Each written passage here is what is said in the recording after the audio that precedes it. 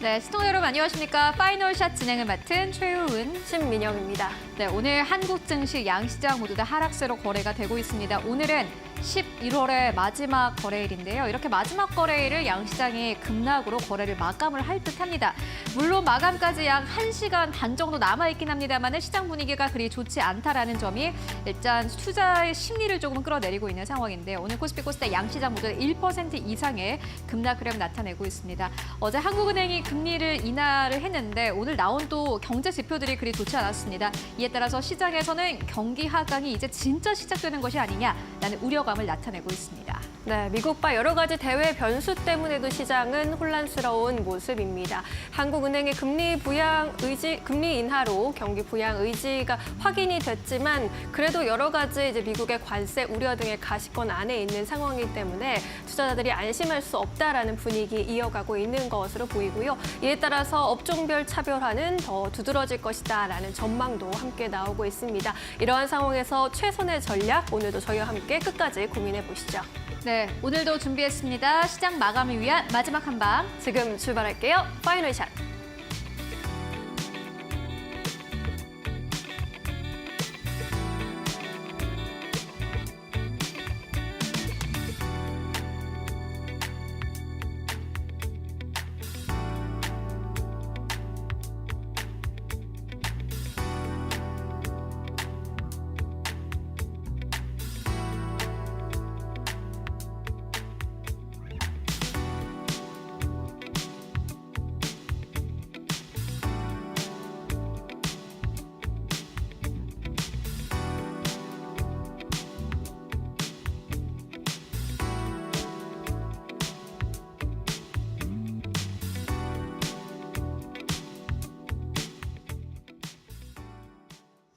네, 오늘 한국 증시는 양시장이 모두 다 급락세로 거래가 되고 있습니다. 특히나 코스피가 다시 한번 2,500선 아래로까지 빠지면서 전체적인 투자 심리가 좀 냉각되고 있는 상태인데요. 시장 분위기가 이렇다 보니 막상 가야 할 종목들이 잘 가지 못하고 있는 그런 장이다라고 보셔도 될 것 같습니다. 오늘의 이슈에 따라서 움직이는 종목이 특히나 그러한데요. 대한항공 이슈 함께 만나보도록 하겠습니다. 굉장히 긍정적인 이슈가 있었음에도 불구하고 오늘 대한항공의 주가는 그리 좋지 않은 흐름으로 거래가 되고 있습니다. 하락세로 거래가 되고 있는데요. 일부 언론에서는 대한항공을 두고 호재 소멸이다 이렇게 표현을 하기도 합니다. 그런데 호재가 진짜 소멸된 것인지는 잘 생각해 볼 필요가 있을 것 같습니다. 유럽집행위원회가 드디어 대한항공과 아시아나 항공에 대한 합병을 최종적으로 승인했다라는 소식이 간밤에 전해졌습니다. 정말 기다렸던 이슈가 아닐까 싶은데요. 대한항공이 아시아나 항공을 인수하려는 이 작업은 굉장히 오래된 작업이기도 합니다.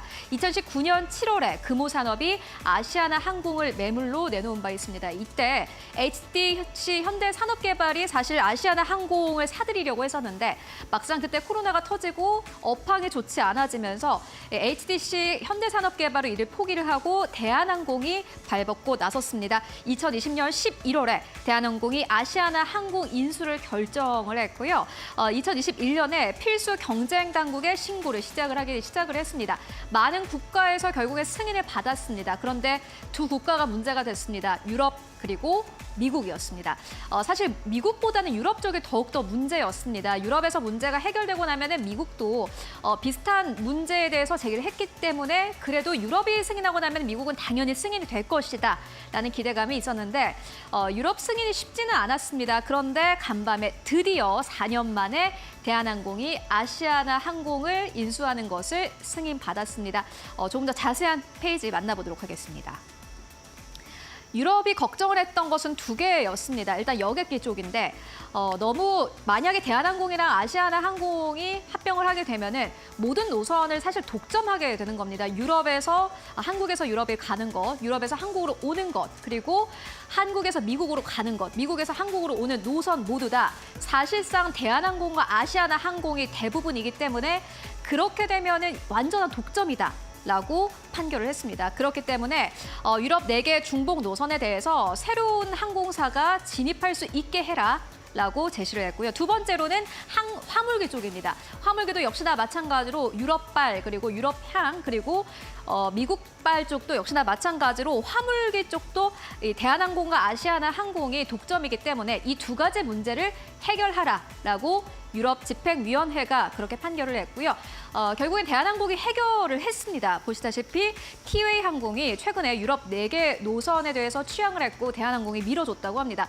그렇기 때문에 이 문제는 해결이 됐고요. 화물기도 마찬가지입니다. 화물 사업을 매각을 했는데 에어 인천이 이를 선정이 된 것으로 확인이 됐습니다. 산업은행을 비롯한 정부도 승인을 위해서 노력을 꽤 한 것으로 알려졌다라고 언론들은 보도를 하고 있습니다. 이에 따라서 대한항공과 아시아나항공은 하나의 회사로 합병을 하게 됐고요. 메가 캐리어로 도약하게 됐다라고 많은 증권가에서는 또 설명을 하기도 합니다. 이 두 개의 기업이 합쳐지게 되면은 국제선 유상 수송량은 1,247억 킬로미터가 되고요. 세계 11위로 올라설 전망입니다. 일각에서는 11위가 아니라 10위까지 올라갈 것이다라고 내다보고 있기도 합니다. 물론 미국 쪽이 아직 남아 있습니다만은 미국도 역시나 마찬가지로 손쉽게 승인이 될 것으로 보여집니다. 마찬가지로 유럽의 중복 노선을 안정적으로 운항하게끔 한 것처럼 현재 대한항공이 이 에어프레미아를 좀 밀어주면서 그래도 독점은 아니다라는 결론에 거의 다다랐기 때문입니다. 이어서 조금 더 자세한 상황 만나보도록 하겠습니다. 증권가에서는 어떻게 보고 있을까요? 대체적으로 목표 주가를 거의 유지했습니다. 왜냐하면 이미 이슈가 나왔을 때부터 증권가에서는 목표 주가를 상향했기 때문입니다. 하나증권이 오늘 유일하게 목표 주가를 상향 조정했는데요. 33,000원대까지 상향 조정했습니다. 이전에 목표가는 27,000원대였는데 이보다도 훨씬 더 상향해서 33,000원대로 상향을 했고요. 미래에셋증권도 역시나 마찬가지로 대한항공의 목표 주가를 상향했습니다. 33,000원대, NH투자증권도 역시나 마찬가지로 대한항공의 목표 주가를 보시다시피 33,000원으로 상향을 했습니다. 세 개의 증권사 모두 다 대한항공의 목표 주가를 33,000원대까지 상향했습니다. 이번 해 말까지 대한항공은 아시아나항공을 자회사로 편입할 예정이라고 하고요. 또 2년 내로 아시아나항공의 합병은 모두 다 마무리가 된다고 합니다. 이렇게 되면 대한항공, 아시아나항공의 직원들이 모두 다 합쳐지는 거겠죠. 향후 몇 년간의 영업 환경은 긍정적일 것이다 라는 증권가의 코멘트도 나옵니다. 아무래도 합병이 되다 보면 경쟁이 이전보다는 좀 나아질 것이기 때문인데요. 원거리 노선의 경쟁 강도가 완화된 상태를 그대로 유지할 것이다 라는 평가 나오고 있고요. 또 최근에 금리가 인하된 가운데 유가와 금리 하향 안정화에 따라서 비용도 이전보다는 덜 들어갈 것이다라는 기대감 나오고 있습니다. 대한항공의 연간 영업이익은 이제 2조 원대로 점쳐지고 있는 상황입니다. 물론 걱정도 있습니다. 다음 페이지를 통해서 만나보도록 하겠습니다. 많은 분들이 이런 생각을 하고 계실 것 같습니다. 합병이 되면 이제 마일리지는 어떡하지? 라고 생각을 하실 수 있을 것 같은데 원래 1마일은 똑같이 통상적으로 사용이 돼야 되는데 실질적으로 시장에서는 그 값이 약간 다르다고 합니다. 신용카드사의 이러한 좀 계산법을 봤을 때 대한항공의 1마일 같은 경우는 15원대로 집계가 되고 있고요. 아시아나 1마일은 11원에서 12원에서 현재 집계가 되고 있습니다. 교환율이 1대1이 맞겠지만 현재 시장가가 그렇지 않다라는 점에서 약간의 좀 불만이 나올 수 있다라는 이야기가 나오고 있는데 사실 대한항공 입장에서는 아시아나항공의 이 마일리지를 대한항공의 마일리지와 똑같이 계산을 하게 된다면 아무래도 부담감이 커질 수밖에 없는 상황인데요. 그런데 윤석열 대통령이 최근 상반기에 이렇게 이야기를 하기도 했습니다. 단 1마일의 피해도 발생하지 않도록 이 합병 이 작업을 돕겠다라고 이야기를 한 바 있는데 이 말은 즉슨 1대1로 아무래도 교환을 해야 된다라고 해석을 해볼 수 있을 것 같습니다. 그렇기 때문에 만약에 이 마일리지 문제가 제대로 해결되지 않는다면은 대한항공이 떠안아야 하는 이 마일리지도 역시나 마찬가지로 많아질 것으로 보여지는데요. 앞으로 마일리지 이슈 어떻게 또 해결이 되는지 여러분들 함께 확인해 보실 필요가 있을 것 같습니다. 네, 이렇게 오늘의 시그널 만나보고 왔고요. 그렇다면은 오늘 시장에서 주목할 만한 이슈들은 어떤 것들이 있을까요? 이어서 신민영 앵커가 전해드립니다. 네, 이어서 종목별로 어떤 시그널들 보내주고 있는지 종목 시그널 통해서 살펴보겠습니다. 4가지 뉴스 헤드라인 살펴보시죠. 첫 번째 헤드라인입니다. 네, 미국의 수출 통제 규제 우려 속에 반도체주들의 주가 연일 약세를 보이고 있습니다. 삼성전자도 3거래일째 약세 이어가고 있습니다. 블룸버그 통신에 따르면 미국 정부가 이르면 다음 주 중국 대상으로 반도체 장비 및 AI용 고성능 메모리 반도체 수출을 추가로 통제하는 규제를 발표할 것으로 알려졌습니다. 이번 규제 같은 경우에는 SMIC 등 화웨이 공급 업체를 겨냥한 건데요. 그래도 AI 반도체용 HBM 관련 조항이 포함되면서 삼성전자와 SK하이닉스, 미국의 마이크론 등이 영향을 받을 것으로 예상이 되고 있습니다. 이렇게 미국발 연이은 악재 속에 반도체주들의 내림세 흐름도 이어지고 있는 상황입니다. 두 번째 헤드라인입니다. 네, 기업 결합의 최종 승인을 받은 대한항공과 아시아나항공의 주가 동반 약세를 면치 못하고 있습니다. 이 뉴스가 나오면서 차익 실현 물량이 좀 쏟아지고 있는 것으로 보입니다. 유럽연합이 어제 대한항공과 아시아나 합병을 최종으로 승인했고요. 이에 따라 대한항공이 다음 달 중에 아시아나항공과의 기업 결합 정차를 최종 완료하고 아시아나항공을 자회사로 편입한다는 계획입니다. 지난 2020년에 11월에 대한항공이 아시아나항공 인수를 발표한 지 무려 4년 만에 인수 절차가 마무리 국면에 접어든 건데요. 업계에서는 편입이 완료될 경우 대한항공의 내년도 영업이익이 2조 원까지 늘어날 것으로 예상하고 있습니다. 세 번째 헤드라인 살펴볼까요?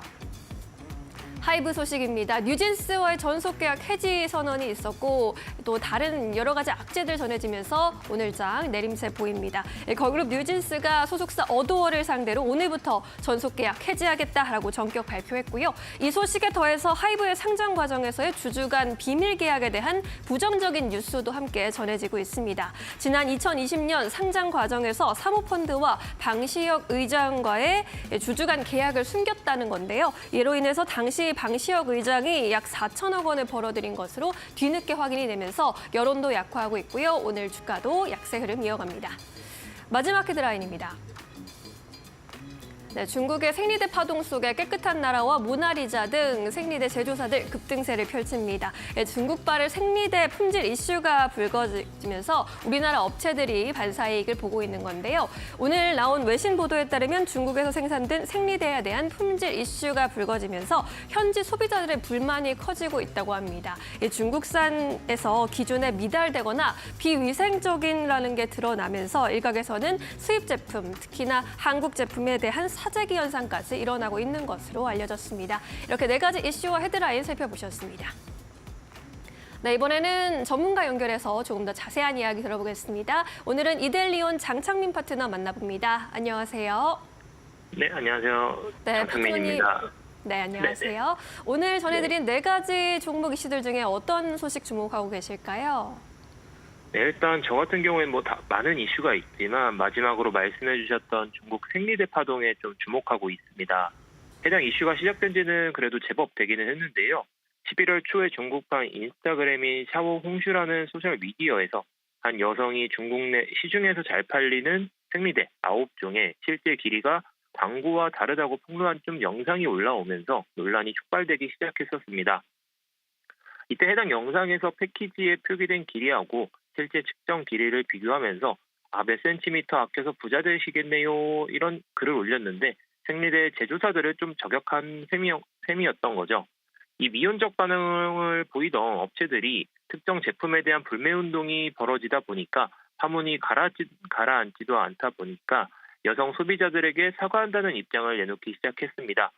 게다가 이런 논란이 계속되면서 생리대에 대한 품질이 기준에 미달되거나 비위생적이라는 게 드러나기 시작하면서 일각에서는 수입 제품에 대한 사재기 현상도 계속해서 좀 일어나고 있다고 알려지기도 했습니다.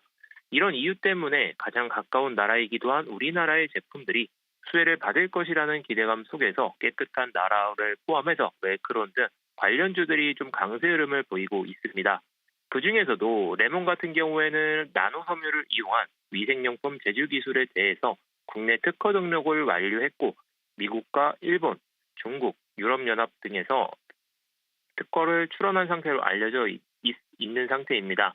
특히 특허 등록을 마친 레몬의 에어킨이라는 제품 같은 경우에는 생리대 최초로 나노브레인 기술을 적용한 제품이다 보니까 추가적인 수혜도 한번 기대해 볼 수 있지 않을까 이렇게 보고 있습니다. 네, 잘 알겠습니다. 이번엔 오후장에서 공략주로 보고 계신 종목 알려주실까요? 네, 일단 오늘 시장에서 오후장에서 금요일이다 보니까 조금 그렇기는 한데 일단 아주 IB 투자가 제 눈에 계속 들어오더라고요. 그래서 아주 IB 투자에 대해서 한번 말씀드려볼까 합니다. 오늘도 계속해서 지금도 좀 좋은 흐름을 보이고 있는데요. 일단 아주 IB 투자는 대표적인 암호화폐 관련주로 엮여 있습니다.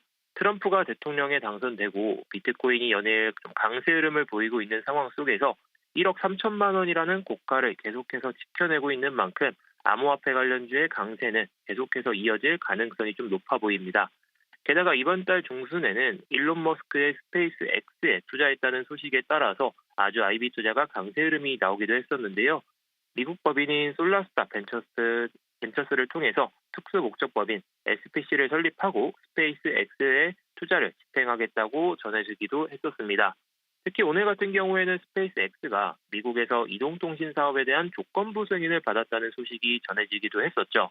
그리고 요즘 경기가 안 좋다 보니까 우리나라 기업들의 실적도 안 좋을 수밖에는 없지만 아주 IB 투자 같은 경우에는 미국 내 투자 포트폴리오 성장으로 3분기 누적 영업이익을 108억 원 이렇게 달성할 정도로 실적 방어를 하고 있다 보니까 실적 성장에 대한 기대도 한번 좀 해볼 수 있지 않을까 이렇게 보고 있는 상황입니다.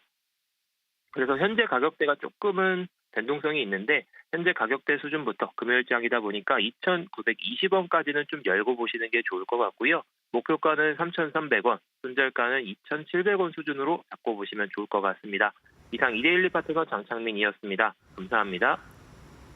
네, 아주 IB 투자에 대한 의견까지 들어봤습니다. 지금까지 이데일리 온 장창민 파트너와 함께했습니다.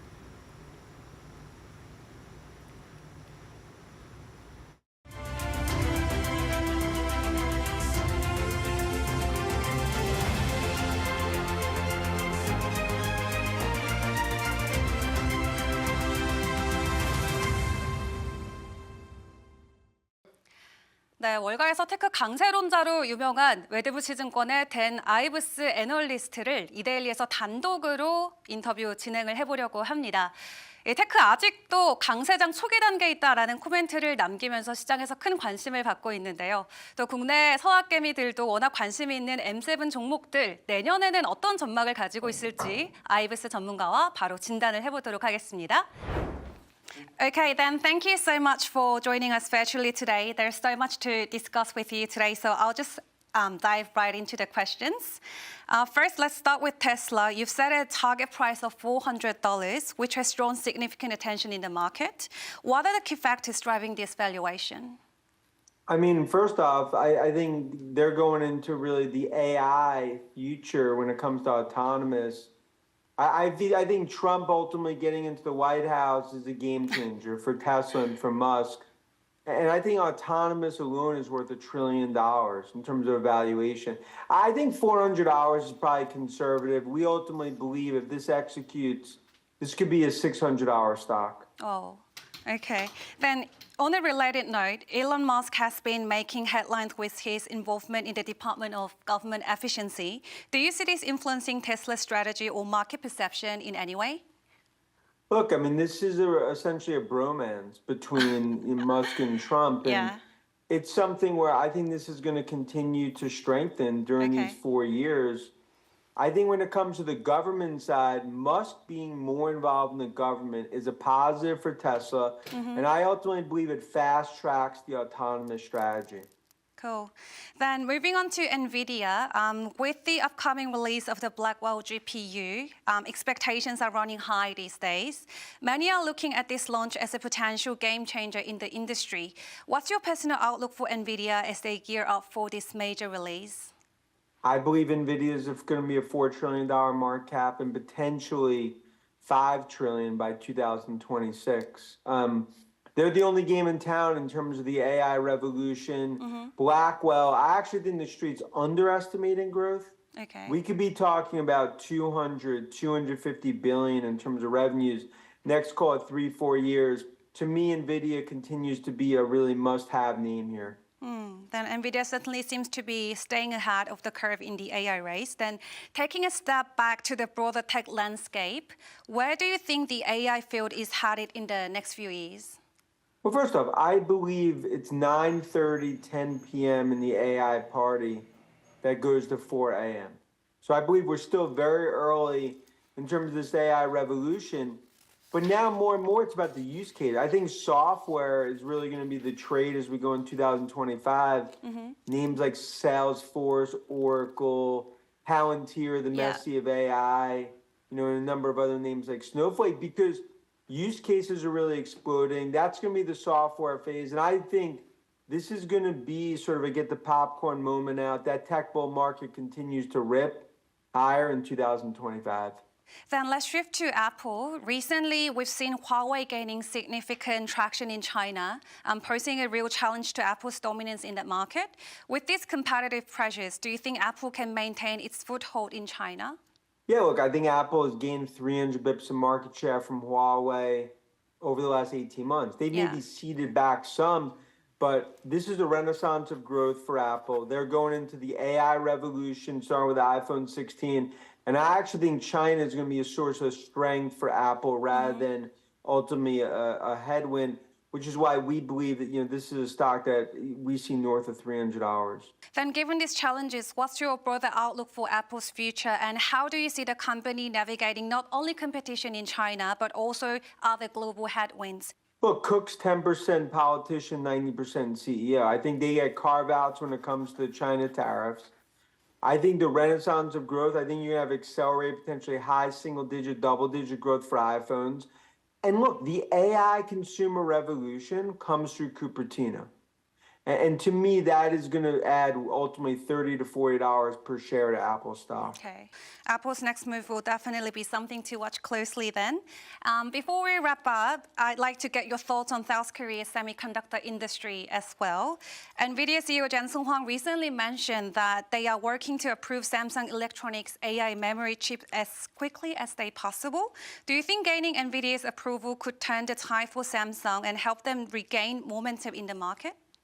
I think it would be a lotto ticket for Okay. Samsung if they get this. And we believe that's long overdue. And I believe Korea is going to play a key Yeah. role in this AI revolution.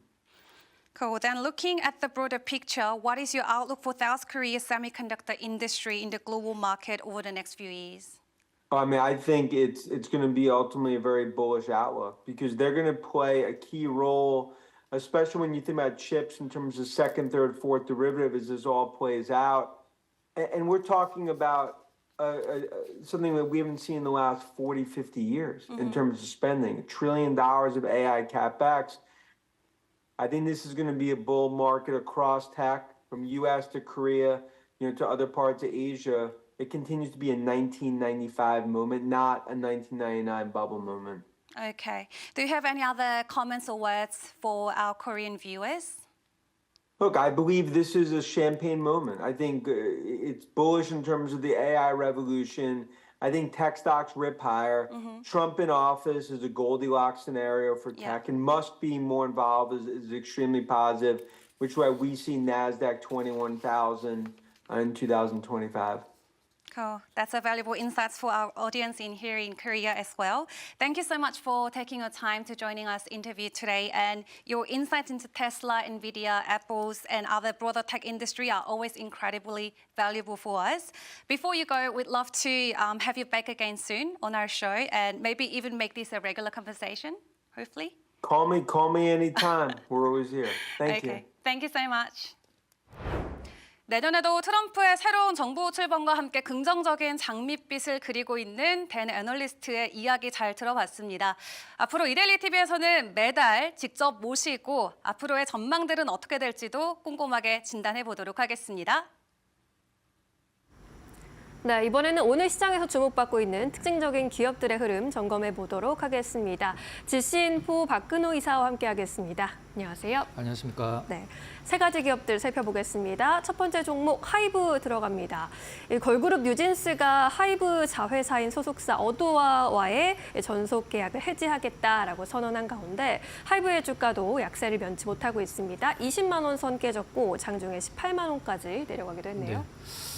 오늘 불행 중 다행이라고 좀 해야 될까요? 다른 엔터주들 흐름이 좋아서 하이브가 이제 저점에서 많이 좀 올라오고 오고는 있긴 합니다만은 갭으로 워낙에 많이 떨어져서 좀 약간 그 오늘 다른 엔터주와의 어떤 그 눈높이를 맞추지 못하는 부분이 좀 약간 아쉽긴 합니다만은 나름대로 이제 추가적인 하락은 안 나올 것 같은데 여기서 이제 뉴진스의 팬분들은 이제 뉴진스가 뭐 하이브에 남든 오더에 남든 아니면 나가서 독립을 하든 뭐 활동을 잘 하기를 이제 바라겠습니다만 주주 입장에서는 뉴진스가 나간다라고 하면은 하이브에 얼마만큼의 어떤 뭐 매출과 영업이익에 타격이 있는지 그 부분을 좀 체크를 해야 된다라고 생각을 하고 있거든요. 일단 하이브 같은 경우는 뭐 사실 예전에 BTS 원 IP 기업이다라고 얘기도 하긴 했었습니다만 최근에 많이 좀 바뀌었죠. 일단 남자 아이돌 그룹 같은 경우에는 이제 뭐 하이브 소속 세븐틴이 지금 부동의 1위를 좀 달리고 있고요. 근데 여자 아이돌 같은 경우는 1등이 이제 최근에 좀 아이들이라는 그룹이 매출 상반기 기준으로 매출 1등을 하고 있고요. 큐브엔터 출신이죠. 그다음에 아이브는 지금 뭐 하이브 소속이고 그다음에 뉴진스, 트와이스, 르세라핌 이 순으로 가는데 5등 안에 그 하이브 출신의 그 걸그룹들이 3개나 포진을 하고 있죠. 그래서 뉴진스가 만에 하나 뭐 법적 소송까지 해서 이제 굉장히 오래 걸리긴 하겠습니다만은 물론 뭐 계약 해지를 통보한 것도 어느 정도 준비를 해놓은 상태에서 하긴 했겠죠. 그럼 여기에서 제가 이제 준비한 이미지가 좀 하나 있는데 잠깐 보면서 말씀을 좀 드리면은 여기서 이제 이미지에서 가장 중요한 게 뭐냐면 어떤 이미지냐면 그 하이브 내에서 그룹별로 어느 정도 매출과 영업이익이 있는지를 나타낸 건데 그냥 뭐 말씀을 좀 드려보도록 하겠습니다. 지금 최근에 좀 약간 뭐 나쁘진 않은 상황이죠. 사실 매출은 좀 그렇긴 합니다만 영업이익은 약간 빠지긴 했었죠. 근데 BTS가 과거에 거의 원 IP 쪽으로 차지를 했던 이 하이버의 매출을 지금 나와주고 있는데요. 여기서 이제 가장 중요한 거는 뉴진스가 얼마를 차지하는 것도 중요하지만 사실 제가 봤을 때 그걸 볼 필요성은 없고 맨 밑에 그 파란색 진한 선으로 되어 있는 게 이제 BTS가 하이브에서 차지하고 있는 매출 비중인데 지금 굉장히 낮아졌죠. 굉장히 낮아졌는데 이 정도 실적이면은 BTS가 이제 내년에 다시 완전체로 활동을 하게 된다라고 하면은 사실 지금 뉴진스의 로 인해서 이런 공백들을 충분히 뭐 메우고도 남을 거라고 생각을 하고 있습니다. 그래서 저는 이제 오늘 이 정도 주가음을 보였다라는 것은 만약에 여기서 뉴진스가 하이브를 떠나는 게 결정이 된다고 하더라도 이 이상 주가가 안 내려간다라고 시장이 얘기를 해주고 있는 거거든요. 그다음에 뭐 하이브 같은 경우는 그 팬 플랫폼 위버스죠. SM은 디어유고 이쪽이 이제 본격적으로 수익이 많이 나고 있는 상황이라. 뭐 아쉽죠. 아쉽고 팬덤도 굉장히 두껍고 그런 종목이긴 기업 아이돌이긴 합니다만은 뭐 하이브 입장에서는 우리가 이제 냉철하게 봤을 때 뉴진스가 나갔을 때 지금 전체에서는 한 매출에서 한 5, 6% 정도 그다음에 영업이익은 한 8% 내외를 이제 9%까지 보기도 하는데 뉴진스가 차지하고 있는데 아무튼 이런 것들로 인해서 이제 하이브 입장에서는 이제 뭐 정리를 한다라고 하면 네. 하이브 입장에서는 이거죠. 뉴진스를 내보내도 되는데 내보낼 이유도 없지만 내보내도 되는데 지금 하이브 밑에 이제 그 레이블이 6개가 있거든요. 근데 다음에 이러한 일이 반복이 됐을 때 어떠한 영향을 끼치는지 시범 케이스로 지금 뉴진스를 삼고 있는 것 같은데 뭐 저는 뭐 잘 풀렸으면 좋겠습니다. 이거 양쪽 다 좋은 쪽으로 풀렸으면 좋긴 하겠습니다만은 아무튼 결론을 내리면 뉴진스가 만약에 나간다고 하더라도 주가는 이 이상 빠지지 않을 것이다. 이렇게 좀 생각을 하고 있습니다. 네, 뉴진스 없는 하이브 이제 본격화됐는데 저가 오늘 18만 9,300원 선까지 찍었거든요. 더 내려가진 않을 것 같다라는 의견이셨습니다. 함께 앞으로의 추이 지켜보도록 하겠습니다. 두 번째 종목으로 넘어갈게요. 하나오션입니다. 영국 밥콕 인터내셔널 그룹과 글로벌 함정 시장의 진출 확대를 위해서 전략적인 파트너십을 체결했다라고 밝혔는데 오늘 주가는 아무래도 시장이 많이 밀리면서 함께 조정을 좀 받고 있네요. 어떻게 보십니까? 그나마 좀 양봉을 보여주고 있어서 네. 느낌이 뭐 그렇게 나쁘진 않은데요. 일단 뭐 하나그룹 차원이 이제 거의 뭐 방산그룹으로 바뀌는 듯한 느낌이죠. 하나오션을 그냥 뭐 우리가 흔히 아는 컨테이너선, LNG선 만드는 어떤 회사로 봐야 될지 아니면은 뭐 군수 쪽을 담당하는 방산업체로 봐야 될지 뭐 굉장히 메리트가 있는 그런 상황이죠. 일단 앞서서 이제 설명해 주신 바콕그룹과 영구 잠수함 수출 전략 파트너십 체결. 이 바콕그룹이 이제 캐나다 쪽과도 굉장히 연관이 많기 때문에 하나오션이 이번에 좀 전략적으로 많이 접근을 좀 한 것 같고요. 일단 이 조선주들은 사실 그 잘 될 때는 돈을 많이 버는데 안 될 때는 굉장히 적자를 많이 봐서 신용 등급이 중요한데 전 이게 좀 가장 좋은 것 같아요. 그 최근에 나온 뉴스 중에는 이제 하나오션이 예전에 대우조선이었을 때 AA까지 신용 등급이 높았던 적이 있었는데 굉장히 안 좋아졌을 때는 CCC까지 빠졌었거든요. 그게 이제 이번에 BB 플러스로 신용 등급이 바뀌었는데 현대중공업은 AA로 뭐 바뀔 예정이죠. 근데 그럼 뭐 신용 등급 바뀌면은 뭐가 좋은 게 있을까라고 생각을 해보면은 우리가 보통 뭐 돈을 빌린다거나 회사채를 발행한다고 했을 때 굉장히 저리로 신용등급이 높은 기업들은 이자를 조금만 주고도 돈을 빌릴 수가 있죠. 회사채 발행도 마찬가지고 이번에 그 효성화학 같은 경우는 7%대 회사채를 발행한다라고 얘기를 나왔는데 신용등급이 굉장히 낮아지고 회사가 좀 약간 리스키하니까 그 이자를 굉장히 많이 주는 채권을 발행을 한 거죠. 그런 부분들. 그다음에 70조짜리 사업이라고 지금 나오고 있는 어떤 캐나다 잠수함 이제 하나오션이랑 이제 현대중공업이랑 지금 경쟁을 하고 있는데 우리나라에서는 두 기업이 이제 굉장히 사이가 안 좋죠. 이제 얼마 전에 소송을 좀 약간 마무리를 하면서 이제 나라에서 정부 쪽에서는 두 기업이 원팀으로 해서 캐나다 쪽에 입찰을 해라라고 이제 계속적으로 어떤 권유를 하고 있는 상황인데 어떻게 될지는 모르긴 하겠습니다. 근데 지금 캐나다 쪽에서 잠수함을 발주를 할 때 요구하는 부분들이 좀 있어요. 캐나다에서 만들어야 됩니다. 딴 쪽에서 만들어가고 갖다 주는 게 아니라 우리나라에서 만들어야 돼. 그게 첫 번째 조건입니다. 네. 제일 중요한 조건. 그다음에 40년 동안 쓸 정도로 내구성이 뛰어나야 돼. 이 두 개를 굉장히 강력하게 좀 캐나다 쪽에서 요구를 하고 있는 상황인데 얼마 전에 캐나다 쪽 이 잠수함 관련된 관계자분들이 오셨죠. 해군 총독도 오시고 우리나라 오기 전에 일본을 먼저 갔거든요. 일본 먼저 갔다가 그 다음에 우리나라를 왔는데 뭐 지금 캐나다 쪽에서 원하는 이제 잠수함은 크기를 얘기를 할 때 뭐 몇천 톤급 이런 식으로 얘기를 하는데 3천 톤급 전후를 이제 원하는 것 같아요. 우리나라에 이제 그 잠수함이 3천 톤급이 굉장히 좀 있죠. 안창호함인가요? 그게 3천 톤급인데 그걸 캐나다 쪽에서 굉장히 관심 있어 한다라고 얘기를 하는데 캐나다 쪽에서 이제 그 조금 경제성을 따지느냐 아니면은 최고급의 뭐 최고급이라 표현해도 될까요? 잠수함을 원하느냐가 이제 가장 큰 어떤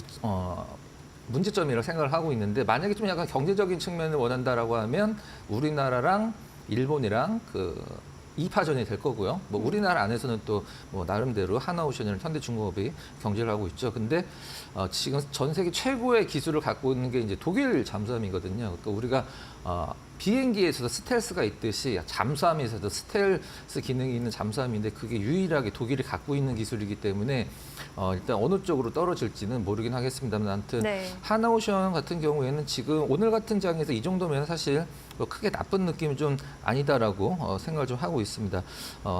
캐나다 잠수함 관련돼서 언제 수주를 하고서 하나오션이 그것과 영향을 받아서 버프를 받아서 주가가 올라갈까라고 이제 많이들 궁금해하실 텐데 어떤 시간적인 시나리오를 좀 말씀을 드리면은 아마 내년 3분기 정도에 아마 입찰서가 들어가는 걸로 제안서가 들어가는 걸로 알고 있습니다. 그 다음에 한 2년 뒤에 2027년도까지 이걸 이제 만들어 주는 걸로 이제 대충 시나리오가 나와 있는데 뭐 당장 올해 뭐 지금 한 달 정도 남았고 뭐 내년 1분기 이때 결정이 되는 게 아니라 이제 캐나다 쪽에서 입찰 제안서를 내라고 하면 이제 각국들 기업들이 내게 되는 그게 내년 한 3분기 정도로 지금 알려져 있습니다. 좀 약간 시간을 두고 보셔도 될 것 같고요. 일단 네.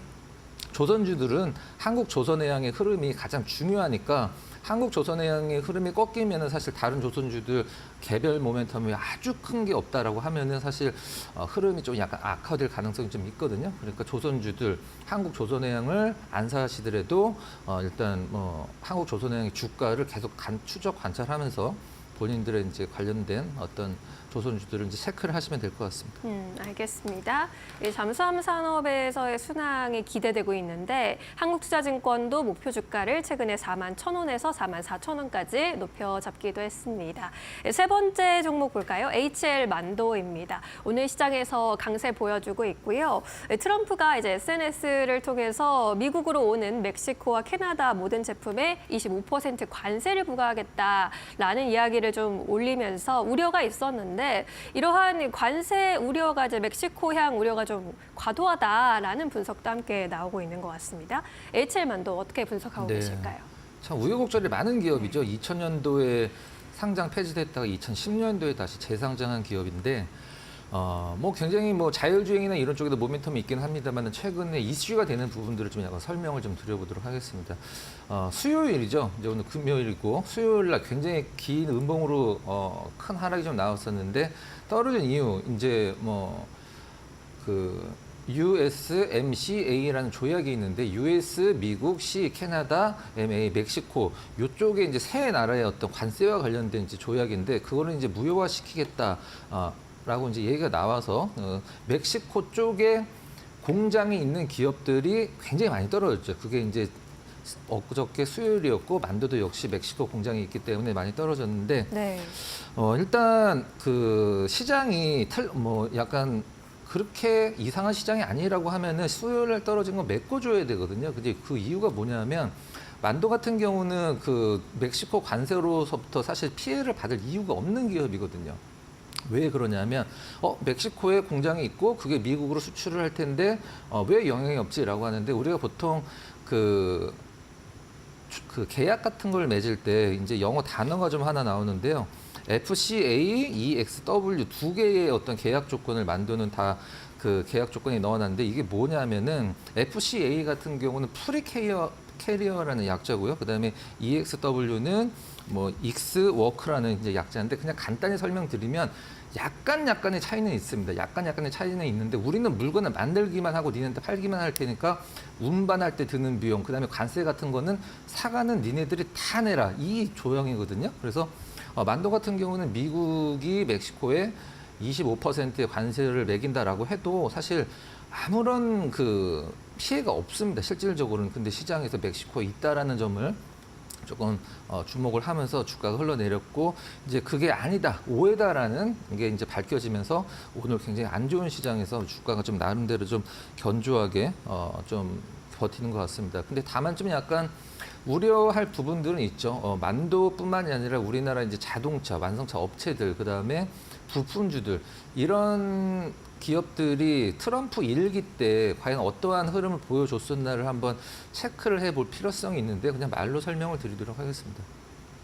트럼프 1기 때 우리나라 종합주가지수가 2017년도에 20%가 넘게 올랐거든요. 네. 근데 자동차 관련주들은 평균 마이너스 5% 정도가 5% 오른 게 아니라 5%가 떨어졌어요. 시장 대비해서 굉장히 좀 약세를 보여줬다라는 의미로 받아들이시면 될 것 같은데 뭐 그 과거에 그랬다라고 해서 미래에도 그럴 거라는 뭐 담보할 부분은 없긴 합니다만은 아무튼 조금 그 자동차 관련 기업들은 좀 계속적으로 추이를 지켜보면서 뉴스 업데이트, 뉴스 네. 플로우를 계속 좀 관찰하면서 보시는 게 좀 나을 것 같습니다. 결론 내리면 만도는 멕시코 25% 관세에 아무런 영향이 없다. 이렇게 보시면 됩니다.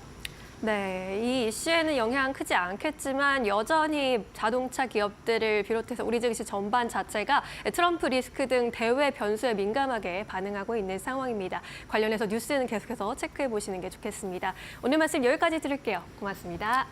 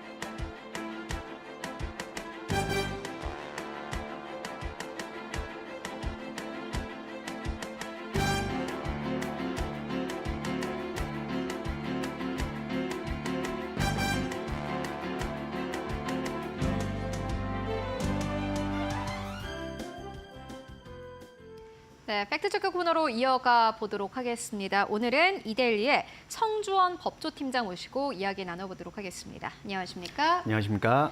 네, 가장 첫 번째로는 확률형 아이템 소송과 관련된 이슈 좀 짚고 가도록 하겠습니다. 법적 다툼이 있었는데 대법원의 첫 판결이 나왔다고 합니다. 게임사가 이용자에게 손해를 배상해야 한다라는 결론이 나왔다고 하는데 자세히 짚어주시죠. 네, 일단 이 사건은 2021년 3월에 메이플 스토리의 확률 봉쇄 논란에서 시작이 됐습니다. 넥슨이 유료 확률형 아이템 큐브를 판매하면서 공격력 증가, 방어율 증가 등 이런 여러 가지 능력치를 이제 부여를 하는데 그 중에 3개를 무작위 확률로 배정한다라고 이제 홍보를 하고 아이템을 팔았습니다. 그런데 실제로는 그 일부 능력치가 2개까지만 나오도록 설정이 되어 있었고요. 그리고 이용자들이 선호하는 특정 능력치 조합, 그러니까 여러 가지 능력치들 중에 또 이런 능력치들이 합쳐지면 더 시너지가 나는 그런 조합들이 출현되지 않도록 구조를 변경했음에도 이를 알리지 않은 그런 혐의를 받았습니다. 이러한 사실이 드러나면서 이용자들이 거세게 반발을 했고 결국 그중에 한 이용자가 자신이 이제 구매한 그런 내역들이 있으니까 한 1,140만 원 정도의 환불을 요구하는 소송을 제기했던 사건입니다. 3개를 무작위 확률로 배정한다 이렇게 홍보를 했습니다. 말 그대로 운 좋으면 3개가 나올 수 있다 이런 네. 거였는데 막상 보니까 운이 좋아도 2개까지만 됐다 이렇게 그렇죠. 나오는 그렇게 거잖아요. 설계가 어. 홍보했던 것과 달랐던 거죠. 그렇죠. 네. 그리고 1심과 2심에 또 판결이 달랐다고 하는데 왜 달랐던 걸까요?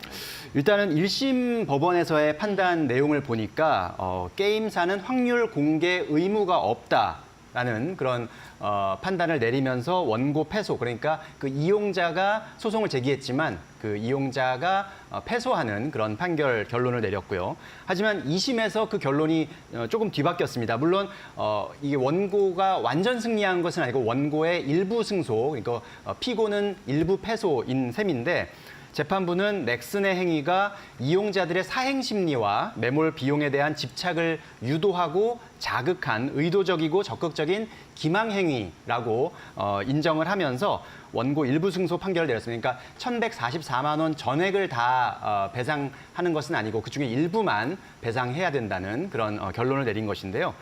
그 이유는 보면은 원고, 그러니까 그 이용자가 소송이 진행되는 과정에서도 계속 아이템 구매를 이어갔다는 점, 그리고 청구 금액을 여러 차례 변경했다는 점, 이런 점들을 재판부가 감안했을 때는 구매 금액의 5% 정도, 그러니까 57만 원 정도만 일단은 배상을 해라라는 판결을 내렸습니다. 넥슨은 이조차도 불복해서 일단 상고를 했는데요. 하지만 대법원에서 이 넥슨의 상고를 기각하면서 2심 법원에서 내렸던 판결이 확정이 됐습니다. 한 사람이 1,000만 원 넘게 쓸 정도면은 사실 게임사들 입장에서는 요 확률형 아이템으로 돈을 꽤나 벌어들일 텐데 아무래도 이번 판결이 게임사에게는 중요한 판결이 될 것 같다는 생각이 듭니다. 네, 그렇습니다. 왜냐하면 이 게임 업계에서 확률형 아이템과 관련한 소송의 어떤 첫 번째 대법원 판단이 나왔기 때문에 이 결론이 상당히 이제 주목이 되는 부분이 있는데 공정거래위원회가 그 넥슨의 역대 최대 규모인 116억 원의 과징금을 부과한 바도 있었고요. 어쨌든 이번 판결에서도 일부만 배상하면 된다라고 하긴 했지만 어쨌든 게임사의 배상 책임을 인정했다는 점, 이런 점들은 앞으로 또 유사한 지금 현재 진행되고 있는 건도 있고 앞으로 또 일어날 수 있는 그런 확률형 아이템 관련한 소송의 아주 중요한 기준이 될 것으로 예상됩니다. 이미 메이플 스토리 이용자 중에 한 500여 명 정도가 또 집단 소송을 제기한 그런 상태이기도 하고 어쨌든 이번 판결을 지켜보면서 다른 게임사들도 이 확률형 아이템을 운영하면서 우리가 어떤 기준을 세워놓고 원칙을 세워놓고 법의 테두리 안에서 운영을 해야 되겠다라고 아마 그런 큰 교훈을 얻었을 것으로 예상됩니다. 네, 어쨌든 게임사 입장에서는 이미지도 훼손이 될 테고 또 게임 자체에 대한 신뢰성도 낮아질 것으로 보여집니다. 앞으로 넥슨이 헤쳐가야 할 길은 어떨지도 궁금한데요. 네, 일단 넥슨은 판결 직후에 유사한 사안에서 소비자원의 집단 분쟁 조정안을 수용했다라고 밝혔는데요. 그러니까 분쟁 조정을 신청하지 않은 이용자들에게도 일단은 지금 보상을 진행 진행하고 있다라는 그런 입장을 밝혔습니다. 특히 지난 9월부터는 이 문제가 됐던 큐브 아이템을 특정 기간에 사용한 약 80만 명의 이용자들에 대한 보상 절차를 현재 진행하고 있다고 알렸고요. 넥슨은 이용자의 신뢰 회복과 또 더 나은 게임 서비스 제공을 위해서 최선을 다하겠다라고 또 약속을 했습니다. 다만 이 잃어버린 신뢰를 또 회복하는 게 상당히 더 어려운 일이기 때문에 앞으로 이제 이런 확률형 아이템에 대한 투명한 정보 공개 또 그리고 투명한 운영 이런 것들이 게임 업계, 게임 업체로서는 좀 필요하지 않나 그런 생각이 듭니다. 네. 게임 쪽을 이렇게 마무리해 보도록 하겠고요. 이어서 두 번째 이슈로 넘어가 보도록 하겠습니다. 이번에는 삼성전자 관련된 이슈 만나보고 가도록 하겠습니다. 정확히 말해서는 이재용 삼성전자 회장과 관련된 이슈를 좀 짚고 갈 텐데요. 삼성물산과 제일모직 부당 합병 사건에 대한 항소심 결심 공판이 이번 주에 열렸습니다. 1심 때와 마찬가지로 징역 5년이 구형이 됐다고 하죠. 네, 맞습니다. 뭐 다들 기억하시겠지만 네. 지난 2월에 있었던 1심 선고 때 일단 이재용 회장은 전부 무죄를 선고받았는데요. 네. 그 이후에 이제 항소심이 계속 진행돼 왔고 이번 주에 이제 항소심 결심 공판, 그러니까 선고를 앞두고 마지막 공판이 열렸고 거기에서 검찰이 또 1심 때와 마찬가지로 징역 5년을 구형했습니다. 일단 검찰은 이번 사건이 역시 여전히 그 그룹 총수 승계를 위해서 자본시장의 근간을 훼손한 사건이다라고 그런 입장을 변함없이 주장하고 있고요. 합병 당시에 주주 반발로 성사가 불투명해지자 이 합병 찬성이 곧 국익이라면서 주주들을 기만했다라는 것이 이제 검찰의 주장입니다. 특히 미래전략실, 삼성그룹 미래전략실이 합병을 주도하는 동안 당사자인 제일모직과 삼성물산이 전혀 검토하지 않았고 또 합병 시점도 이재용 회장과 미래전략실이 임의로 선택했다라는 그런 부분들을 지적을 했습니다. 그러면서 뭐 이재용 회장에게 징역 5년과 벌금 5억 원 이것은 1심과 마찬가지의 구형이고요. 마찬가지로 또 최지성 전 미래전략실장 등에 대해서도 1심과 동일한 그런 형량을 구형했습니다. 일단은 이에 대한 또 이재용 회장의 입장도 궁금한데 이재용 회장 측의 입장은 어떠했습니까? 네, 일단은 이제 결심 공판 때는 이제 그 피고인이 최후 진술을 할 수 있는 기회가 주어지는데요.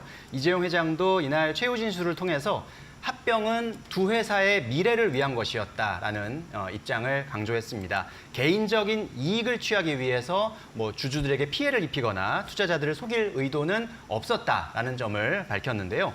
변호인단은 올해 2월 1심에서 무죄가 선고된 점을 강조하면서 또 그동안 3년 넘게 80명에 대한 증인 신문을 통해서 자세히 심리한 결과가 바로 1심의 무죄였다. 이런 점들을 다시 한번 또 강조하고 호소하기도 했습니다. 당시의 합병은 사업 포트폴리오 다각화 그리고 규모의 경제 실현 등 어떤 사업적인 필요성에 따라서 진행된 것이지 이것이 어떤 개인의 이익을 위한 것이 아니다. 그리고 시장에 이목이 집중되어 있는 그런 사안인데 이게 뭐 실체를 은폐할 수도 없었다. 그렇게 그런 주장을 펴면서 반박을 했습니다. 네, 그리고 최근에 또 삼성전자 위기설 계속해서 나오고 있는 상황인데 이재용 회장이 입을 열었다고요? 네, 그렇습니다. 이 최후 진술에서 또 지금 현재 삼성이 처해 있는 그런 상황에 대해서도 이재용 회장이 또 입을 열었는데 삼성전자가 현재 뭐 다들 아시겠지만 반도체 사업 부진과 노조 리스크, 주가 하락 등 여러 가지 좀 위기들에 대한 지적이 나오고 있습니다. 한때 10만 원을 바라보던 주가는 거의 반토막 수준으로 떨어져 있는 상태고 특히 경쟁사와의 기술 격차가 벌어지고 있다. 이런 우려들이 뭐 언론을 통해서 좀 지적이 되고 있는 그런 상황입니다. 이에 대해서 이재용 회장은 이번 최후 진술에서 처음으로 삼성 위기론을 언급했는데요. 뭐 현실이 녹록지 않지만 어려운 상황을 반드시 극복하고 한 발 더 나아가겠다라는 의지를 표명했습니다. 그러면서 국민의 사랑을 받는 삼성으로 거듭나기 위해 모든 것을 다하겠다라고 강조하기도 했습니다. 네, 일단은 여러 가지 오너 리스크가 있는 가운데서 이번 항소심이 갖는 의미는 도대체 무엇인지 그리고 앞으로 일정은 어떻게 또 흘러갈지도 궁금한데요. 네, 일단 재판이 계속 쭉 워낙 이제 큰 사안이고 여러 아까 앞에서 말씀드렸듯이 증인 신문이 80명이나 이루어지고 그런 과정들이 있었기 때문에 이 재판 자체가 9년째 벌써 이어지고 있습니다. 그러니까 1심부터 해서 쭉 너무나 오랜 기간 동안 이재용 회장에게 그 사법 리스크가 계속해서 지금 안은 채로 어깨에 짊어진 채로 지금 이어지고 있는 상황인데 이번 항소심이 어쨌든 그런 9년째 이어지고 있던 이재용 회장의 사법 리스크의 어떤 분수령이 될 전망입니다.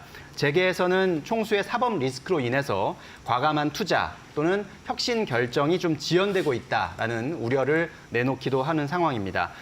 내년 2월로 지금 항소심 선고가 예정되어 있는 상태인데 여기서 1심 무죄가 유지된다면 사실상 사법 리스크가 해소될 수 있을 것으로 보여집니다. 물론 또 대법원까지 가겠지만 1심과 2심에서 다 무죄가 나왔을 경우에는 거의 대법원에서도 같은 결론이 나지 않을까라는 그런 예상을 해볼 수가 있고요. 만약에 2심에서 유죄로 뒤집힐 경우에는 아무래도 삼성그룹의 경영 위축이 좀 불가피하지 않을까라는 전망이 나오고 있습니다. 특히 재판부가 어떤 판단을 내리느냐에 따라서 이 삼성의 미래 경영 방향성 크게 영향을 받을 것으로 보입니다. 네, 알겠습니다. 앞으로 대법원의 판결까지 잘 봐야 될 것 같다라는 생각이 들고요. 이어서 세 번째 이슈로 넘어가 보도록 하겠습니다. 이번에는 우리금융지주 관련된 이슈를 좀 짚고 갈 텐데 불법 대출 사건으로 꽤나 시끄러웠습니다. 그런데 이번 주에 손태승 전 회장에 대해서 구속영장이 기각됐다라는 소식이 있었는데 이 내용은 어떠한 내용입니까? 네, 일단 수사 과정에서 추가 불법 대출이 발견되면서 우리은행 전 부행장이 특정경제범죄가중처벌법상 배임 혐의로 구속이 됐고 또 손태승 전 회장의 처남도 구속 기소가 됐는데 이번 주에 이제 그 손태승 전 회장에 대해서도 구속영장이 청구돼서 그 부분을 법원에서 이제 심사를 했는데 일단 법원에서는 손태승 전 회장에 대해서는 공모 관계나 가담 행위에 대해서 다툴 여지가 있다. 그러니까 지금까지 수사된 상황 그리고 나타난 정황만 봐서는 아직까지는 조금 다툴 여지가 있다라고 보고 구속영장을 기각했습니다. 이복현 금감원장은 임종용 회장과 조병규 은행장 재임 시절에도 이 손태승 전 회장 처남과 관련한 불법 거래가 확인됐다고 밝혔는데요. 이런 부분들이 이번 주에 새롭게 또 업데이트된 그런 부분이었습니다.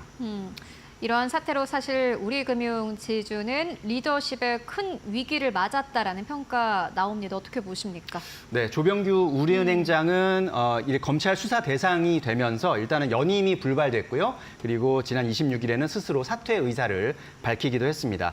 또 앞서 말씀드린 것처럼 임종용 회장 같은 경우도 일단 검찰이 사무실을 압수수색했는데 취임 후에도 약 1년 동안 그 불법 대출이 계속됐다는 점에서 피의자 전환 가능성, 그러니까 임종용 회장도 피의자로 전환될 가능성 이런 점들이 제기되고 있습니다. 법조계에서는 불법 대출 묵인 및 은폐 의혹과 관련해 임종용 회장이 혐의를 벗어나기는 쉽지 않을 것이다라는 관측도 나오고 있는 상황입니다. 특히 이복현 원장은 금융회사 내에 이 온정주의적 조직 문화 이런 것들이 금융사고의 원인이 되고 있다라고 지적을 하고 있는데요. 은행 이사회에 좀 더 내부 통제를 강화하고 또 경영진에 대한 적극적인 감시와 견제가 있어야 한다 이런 이야기들을 하고 있습니다. 네, 우리금융지주까지 함께 짚고 왔습니다. 지금까지 성주원 법조팀장과 함께 이야기 나눠봤습니다. 말씀 고맙습니다. 고맙습니다.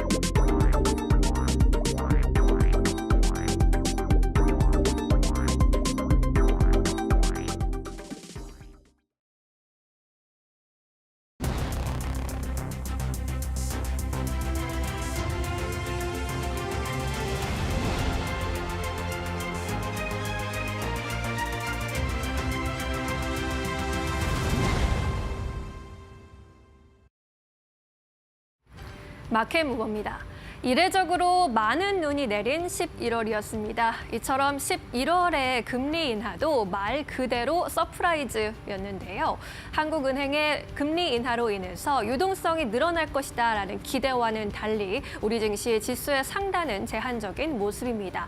한국은행 올해 마지막 금통위에서 깜짝 0.25%포인트 금리 인하를 단행하면서 15년 만에 2차례 연속 스몰컷에 나섰습니다.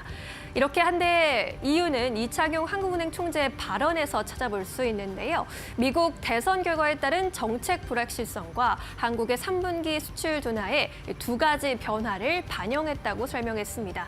또한 2025년 내년도 성장률 전망치를 2.1%에서 1.9%로 하향 조정했고요. 올해 성장률 전망치 역시 2.4%에서 2.2%로 내려잡으면서 0.2%포인트 각각 하향 조정하게 됐습니다.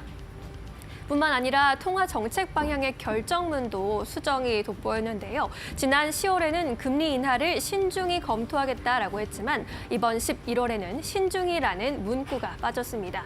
결국에는 경기 둔화를 우려해서 이러한 결정을 했다라고 해석할 수 있을 텐데요. 그렇다면 증권사별로 자세한 분석 다음 페이지에서 만나보도록 하겠습니다. 일단 경기 우려로 인해서 비둘기 하늘이 돌아왔다라는 점이 가장 눈에 띄었습니다. 상상인증권은 깜빡이 켤 새 없이 전방 주시 후 판단했다면서 성장세를 유지할 필요성이 시급하기 때문에 내린 결정이라고 분석을 했고요. 하나투자증권에서는 이제 한국은행의 시선이 금융 안정에서 경제로 이동하고 있다고 판단했습니다. 뿐만 아니라 예상보다 더 많은 금리 인하 가능성이 부각되고 있다라는 점 역시 주목해야 할 포인트인데요. 삼성증권에서는 깜짝 인하를 단행하면서 향후 2.25%로의 가능성이 열려 있다고 봤습니다. 대부분의 증권사들 내년도 최저금리 하단 2.5%까지 바랐는데 최저금리 하단의 하반을 더 열어놓은 것으로 보입니다. SK증권에서는 트럼프가 물고 온 비둘기로 내년 최종금리 전망이 2.25%대까지 하향 조정될 수 있다라고 역시나 같은 의견을 냈고요. 이 피크코리아에 대한 고민이 필요할 시점이라면서 앞으로 우리 증시에 대해서 중장기적인 성장성에 대해서 고민을 해 나가야 한다라고 피력했습니다.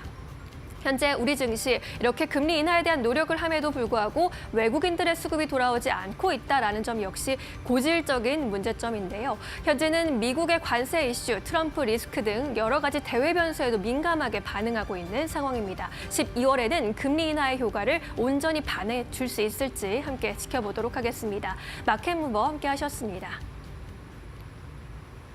네, 이어서 오늘 시장에서 움직이고 있는 이슈들, 종목들 함께 살펴보고 가도록 하겠습니다. 오늘은 이데일리온의 곽유정 파트너 그리고 이데일리온의 박정식 파트너와 함께 해보도록 하겠습니다. 안녕하십니까? 네, 안녕하세요. 안녕하세요. 네, 오늘 또 두 분의 조합은 여기서는 처음인 것 같은데 네, 오늘도 기대가 됩니다. 그렇다면 오늘은 주제가 어떤 것일까요? 바로 만나보도록 하겠습니다. 네, 오늘의 주제는요. 말도 많고 탈도 많은 엔터주, 연말에 주목할 만한 종목은? 이라는 질문을 저희가 던져봤습니다. 어제 저녁에 뉴진스 사태가 있지 않았습니까? 이에 따라서 하이브 주가가 좀 급락이 나왔고 또 하이브가 장중에 뭐 입장을 표명하긴 했는데 뭐 엔터주는 사실 숫자로 보이는 것보다 앞으로 인력에 따라서 좀 사람이 가지고 있는 그러한 문제가 있다 보니 아무래도 불안감은 클 수밖에 없을 것 같다라는 생각이 듭니다. 먼저 곽유정 파트너님, 네. 탑픽 종목 있으실까요? 탑픽 종목 당연히 저는 YG 엔터테인먼트 YG 가지고 왔고요. 네. 그 YG 엔터테인먼트 소속 가수 중에서 앵커님은 어떤 가수 좋아하시나요? 블랙핑크죠. YG 엔터 하면은. 아 그런가요? 저는 나이가 좀 있어서 그런가 2NE1이 저도 사실 좋던데. 2NE1 그런 이제 그 시대에 있긴 한데 네. 빅뱅 시대 그리고 2NE1이 저의 시대이긴 하지만은 네. 요즘엔 또 블랙핑크가 대세이지 않습니까? 그렇죠. 원래 이제 2NE1의 동생으로 나온 게 블랙핑크였는데 맞아요. 블랙핑크가 확실히 지금 글로벌한 지금 인기를 끌고 있어서 내년이면 또 완전체 컴백에 대한 기대감 지금 현재 들어오고 있잖아요. 네. 저는 이제 블랙핑크도 좋지만 이제 2NE1 2NE1파이다 보니까 네. 그 연말에 이제 2NE1도 완전체로 다시금 이제 몇 년 만에 모이게 돼서 알겠습니다. 계속해서 지금 콘서트 활동을 하고 있다라는 네. 부분들이 또 저희 세대 측에서는 굉장히 좀 많은 좀 호재가 됐었고 맞아요. 그리고 이제 블랙핑크도 마찬가지라고 이제 볼 수 있을 것 같습니다. 일단 여기까지 듣고 그렇다면 박정식 파트너님은 조합이 처음이어서 네. 그렇다면 어떤 종목 탑픽으로 보십니까? 저 하이브입니다. 하이브요. 네. 그럼 박성식 파트너님은 하이브의 어떤 그룹을 좋아하시죠? 전 좋아하는 그룹이 솔직히 없는데요. 여기서 약간 좀 세대 차이가 악재가 나는데요. 네. 그냥 악재가 마음에 들었습니다. 악재가 마음에 네. 들었다. 그러면은 곽유정 파트너님께서 가지고 오신 요 YG 네. 엔터 조금 더 이야기 들어보도록 할까요? 악재 얘기하니까 YG 엔터테인먼트는 올 한 해 내내 악재였거든요. 맞아요. 기억나시나요? 진짜, 네. YG 엔터테인먼트가 올해 주가가 내내 빠져가지고 그 온라인 커뮤니티 상으로는 그 삼성전자도 주가 빠지니까 삼성전자 부도설 맞아요. 나오잖아요. 현금력 자체가 10조가 넘는데 100조가 네. 넘는데도 불구하고 그렇게 이야기가 나오는 것처럼 YG 엔터테인먼트도 주가가 빠지다 보니까 YG 엔터테인먼트 이제 뭐 부도 나는 거 아니냐, 상장 폐지하는 거 아니냐, 법인 해체하는 거 아니냐 이런 온갖 루머에 시달렸다고 볼 수가 있을 것 같습니다. 특히나 지금은 현재 당독 대표 누가 올라와 있냐면요. 양현석 프로듀서의 동생 양민석 대표가 지금 올라와 있거든요. 근데 올해 전반적으로 엔터 종목들 자체가 실적이 이제 피크아웃을 찍고서 그 내리막이 한번 나왔었기 때문에 YG 엔터테인먼트도 그를 피해갈 수가 없었습니다. 특히 컨센서스 상으로 봤을 때 올해 영업이익이 적자 전환되기도 했었거든요. 그러니까 즉 양민석 대표 지금 체제하에 첫 성적표 자체가 이렇게 적자를 낸 이런 이제 기록을 만들어냈기 때문에 아무래도 주주들 사이에서는 올 상반기 지금 초까지만 해도 YG 엔터테인먼트에서 주주 친화적인 정책도 할 거고 또 환원도 할 거고 배당에 대한 기대감 키워갔었거든요. 근데 사실 이 배당이라는 것도 기업의 이윤이 남아야지 배당을 할 수가 있는데 배당을 할 수 없는 상태에서 그 형인 양현석 프로듀서가 고액의 지금 연과 14억 정도를 받아갔어요. 그래서 굉장히 좀 문매를 맞았다라고 볼 수 있을 것 같은데 계속해서 이제 YG 엔터테인먼트 쪽에서 이런 수익성 악화에 대한 부분들을 고민을 하고 있습니다. 그래서 방송 제작 그 자회사 매각도 지금 현재 진행 중이라고 볼 수 있을 것 같고요. 지난해 이제 12월부터 이 자회사 스튜디오 플렉스 지분 60%를 이제 매각하기로 했는데 아직까지는 이 매각 되지는 못한 그런 상황이라고 볼 수 있을 것 같습니다. 그럼에도 불구하고 계속 YG 엔터테인먼트의 기대감을 키워나가는 요소, 우리 앵커님이 말씀하신 대로 블랙핑크 때문이라고 볼 수 있을 것 같은데요. 지금 이제 하반기 블랙핑크 멤버들이 지금 솔로 활동을 하고 있죠. 이 솔로 활동하기 전에 솔로 활동을 한다는 그런 이제 이유 때문에 YG 엔터의 주가가 빠진 부분들도 분명히 있었습니다. 그런데 결국에는 이 YG 플러스 같은 이제 유통사들 같은 경우에도 주가가 또 올라가기도 했었고 오히려 개별 활동이 향후에 이런 완전체로 활동했을 때 기대감을 더 키우는 그런 맞아요. 모멘텀이 됨으로써 YG 엔터테인먼트가 딱 그 4분기 기점으로 해서 공연 수익도 이제 발생하기 시작하면서 주가가 막 올라오기 시작했거든요. 그래서 사실상 내년에 우리가 기대를 해볼 수 있는 이 블랙핑크 파워 계속해서 좀 기대감을 가져가 볼 수 있다라고 말씀드릴 수 있을 것 같고요. 이런 이제 아티스트 공백기가 이제 마무리가 되면서 이 YG 엔터테인먼트에 또 있는 남자 보이 그룹이 있습니다. 트레저라고 있는데 이 트레저 팬들은 그러거든요. 왜 트레저 계속 이제 그 보물상자 안에만 가둬두냐라는 이야기가 많이 나왔었는데 네. 이제는 또 다시 본격적으로 활동에 대한 또 기대감도 가져가 볼 수가 있어서 이런 이제 공백기가 좀 마무리되고 라인업이 풀 가동될 수 있다라는 점에서 YG 엔터테인먼트 우리가 좀 기대감을 가져가 볼 수 있는 엔터주이지 않나라고 보고 있습니다. YG 엔터 이번 해 주가가 좀 많이 빠졌는데 말씀처럼 어쨌든 간에 굵직굵직한 아티스트들은 굉장히 많은 그러한 엔터사입니다. 말씀해 주셨던 뭐 블랙핑크도 마찬가지고 2NE1 저도 콘서트 기대가 되는데 일단은 YG 엔터테인먼트 주가까지 함께 기대를 해보도록 하겠고요. 악재가 마음에 들었다는 하이브. 좀 약간 위험한 발언인 것 같긴 한데 박선희 파트너님은 하이브 어떻게 보고 계십니까? 네. 일단은 하이브랑 JYP랑 YG랑 그다음에 SM 이렇게 좀 놓고 뭐가 좋을까 이렇게 보았더니 네. 일단은 JYP는 실적 선방이 좋았더라고요. 그 한마디로 하이브랑 마찬가지로 실적 감소가 좀 적었어요.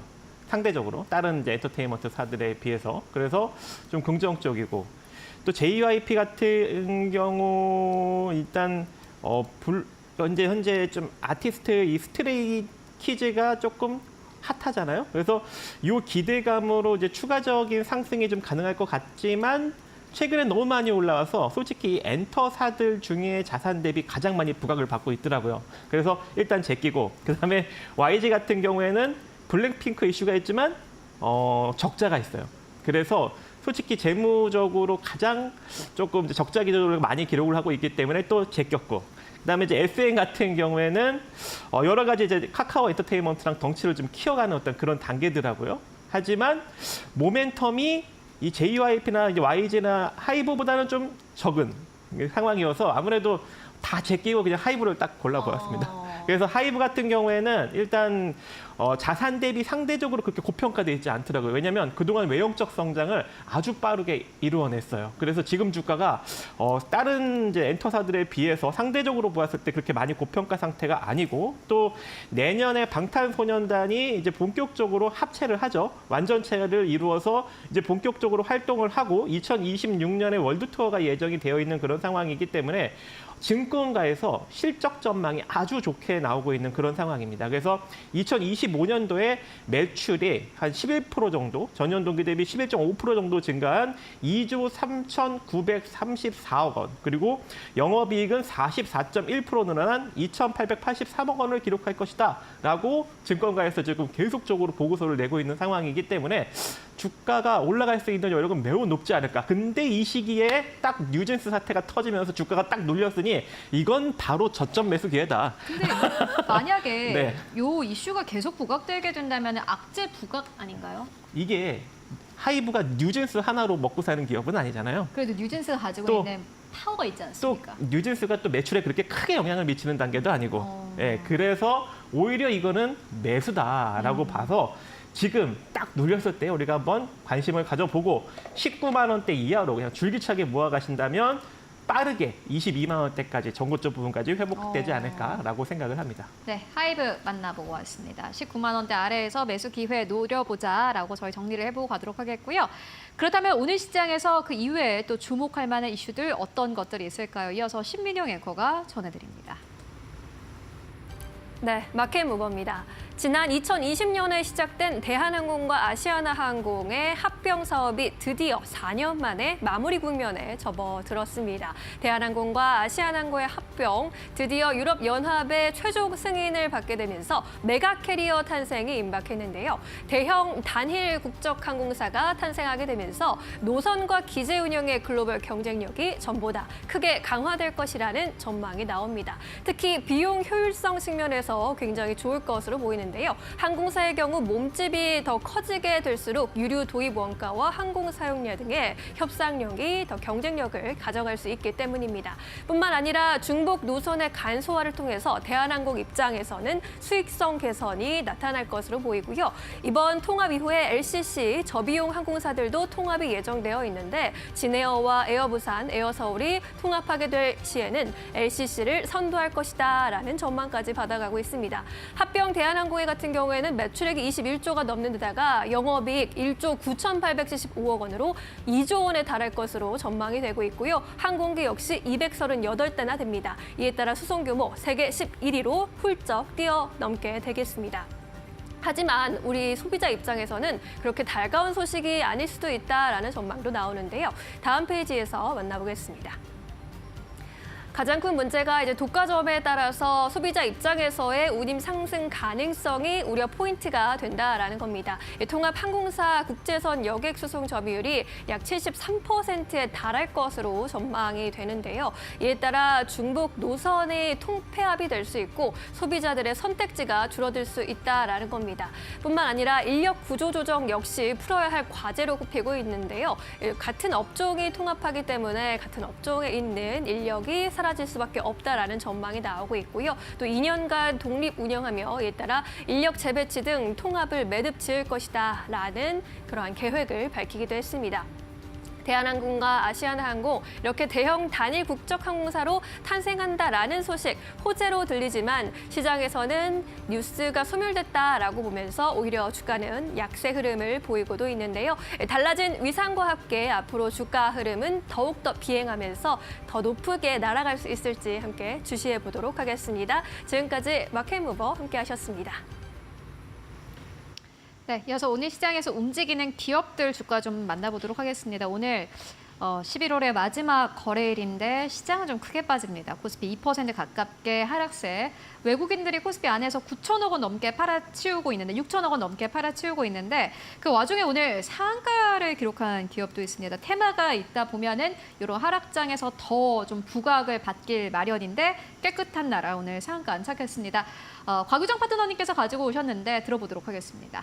네, 깨끗한 나라가 기적이 만드는 곳이거든요. 네. 사실 저는 미혼인지라 깨끗한 나라 했을 때 사실 뭐 물티슈 가장 먼저 맞아요. 떠올랐고 깨끗한 나라 쪽에서 그 유아 브랜드 보소미라고 있거든요. 그 보소미도 아기 물티슈로 유명해서 기저귀 판매에 대한 부분을 사실 저도 그렇게 막 자각을 하지 못했는데 오늘은 대체로 깨끗한 나라도 그렇고 모나리자도 그렇고 기저귀 관련 종목들이 강세 네. 움직임이 나오더라고요. 계속해서 시장이 지금 수급이 부재하고 이러다 보니까 계속 단발적인 이슈나 뭐 이런 부분들에 의해서 지금 반응이 나오는 것 같은데 오늘 또 일론 머스크 CEO 아무래도 트럼프 2.0에서 정부 그 효율부 수장을 맡게 됨으로써 네. 그래서 이런 이제 여러 가지 그 뭐랄까 매체에 노출되거나 SNS에 올라오는 그런 글들에 의해서 우리 국내 주식시장이 반응이 나오는 그만큼 지금 시장에 수급이 없다는 뜻이에요. 그래서 일론 머스크가 참 한국의 이 저출산에 대해서 관심이 매우 많습니다. 그 트위터죠, X라는 곳에 계속해서 이제 뭐 인구 붕괴 수준이다. 한국의 이제 인구는 지금 3분의 2 정도 이상 더 줄어들 수 있다. 3분의 1도 안 남을 수도 있다. 이런 이야기를 지속적으로 올리고 있고 그리고 보니까 또 정말 부지런하세요.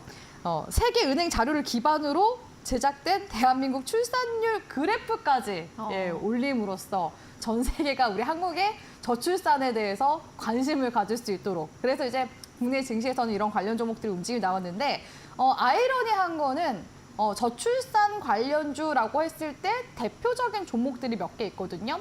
뭐 꿈비라든지 네. 아가방 컴퍼니, 제로투세븐 이런 기업들보다도 오늘은 이런 기저귀 관련 종목들이 그러니까 순환매 측면에서 올라간 것 같다라는 생각이 들어서 굳이 뭐 무리해서 따라잡으실 필요는 없지 않았을까라는 생각을 했습니다. 일단 오늘 깨끗한 나라는 상한가를 기록을 했고 모나리자 같은 경우에도 주가가 쉽게 빠지진 않았습니다. 그런데 이제 윗꼬리가 지금 달려있는 걸로 봤을 때 이 흐름이 다음 주까지 이어갈까라는 부분에 이런 부분에 대해서는 의문점이 좀 많이 남아있거든요.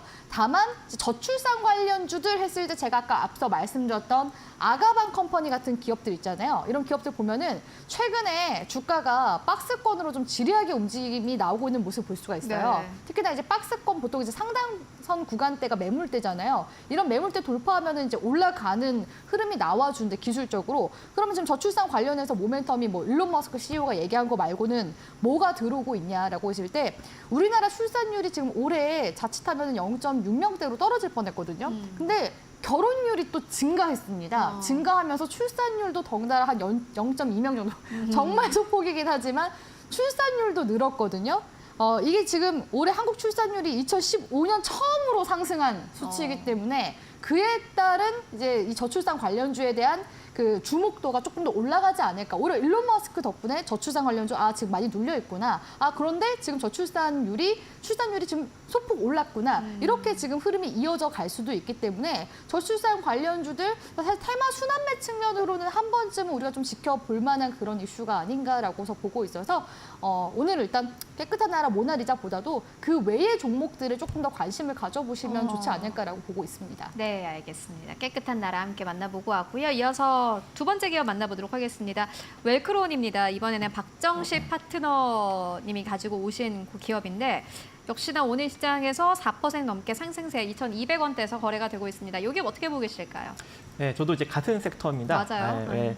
저는 이제 생리대 파동으로 바라봤는데 이게 출산 쪽으로도 바라볼 수 있겠네요. 그래서 지금 보면은 일단 이제 웰크론 같은 경우 이 고기능성 극세사 섬유 그리고 복합 방사 방식의 나노 섬유를 이용한 이제 부직포 이제 이런 것들을 만들어내고 있기 때문에 이게 마스크뿐만 아니라 이제 생리대 쪽도 같이 이제 만들어서 생산 판매하고 있습니다. 그래서 오늘 요 관련 종목들 깨끗한 나라, 모나리자, 레몬 이제 이런 종목들이 전부 다 상승력이 나왔는데 이미 이제 그런 종목들은 너무 이제 급격하게 상승한 반면 이제 웰크론 같은 경우에는 방산 테마랑도 이제 그죠 엮여 있죠. 왜냐면 이제 그 방탄복을 만들고 있기 때문에 그래서 뭐 다양하게 엮여 있어요.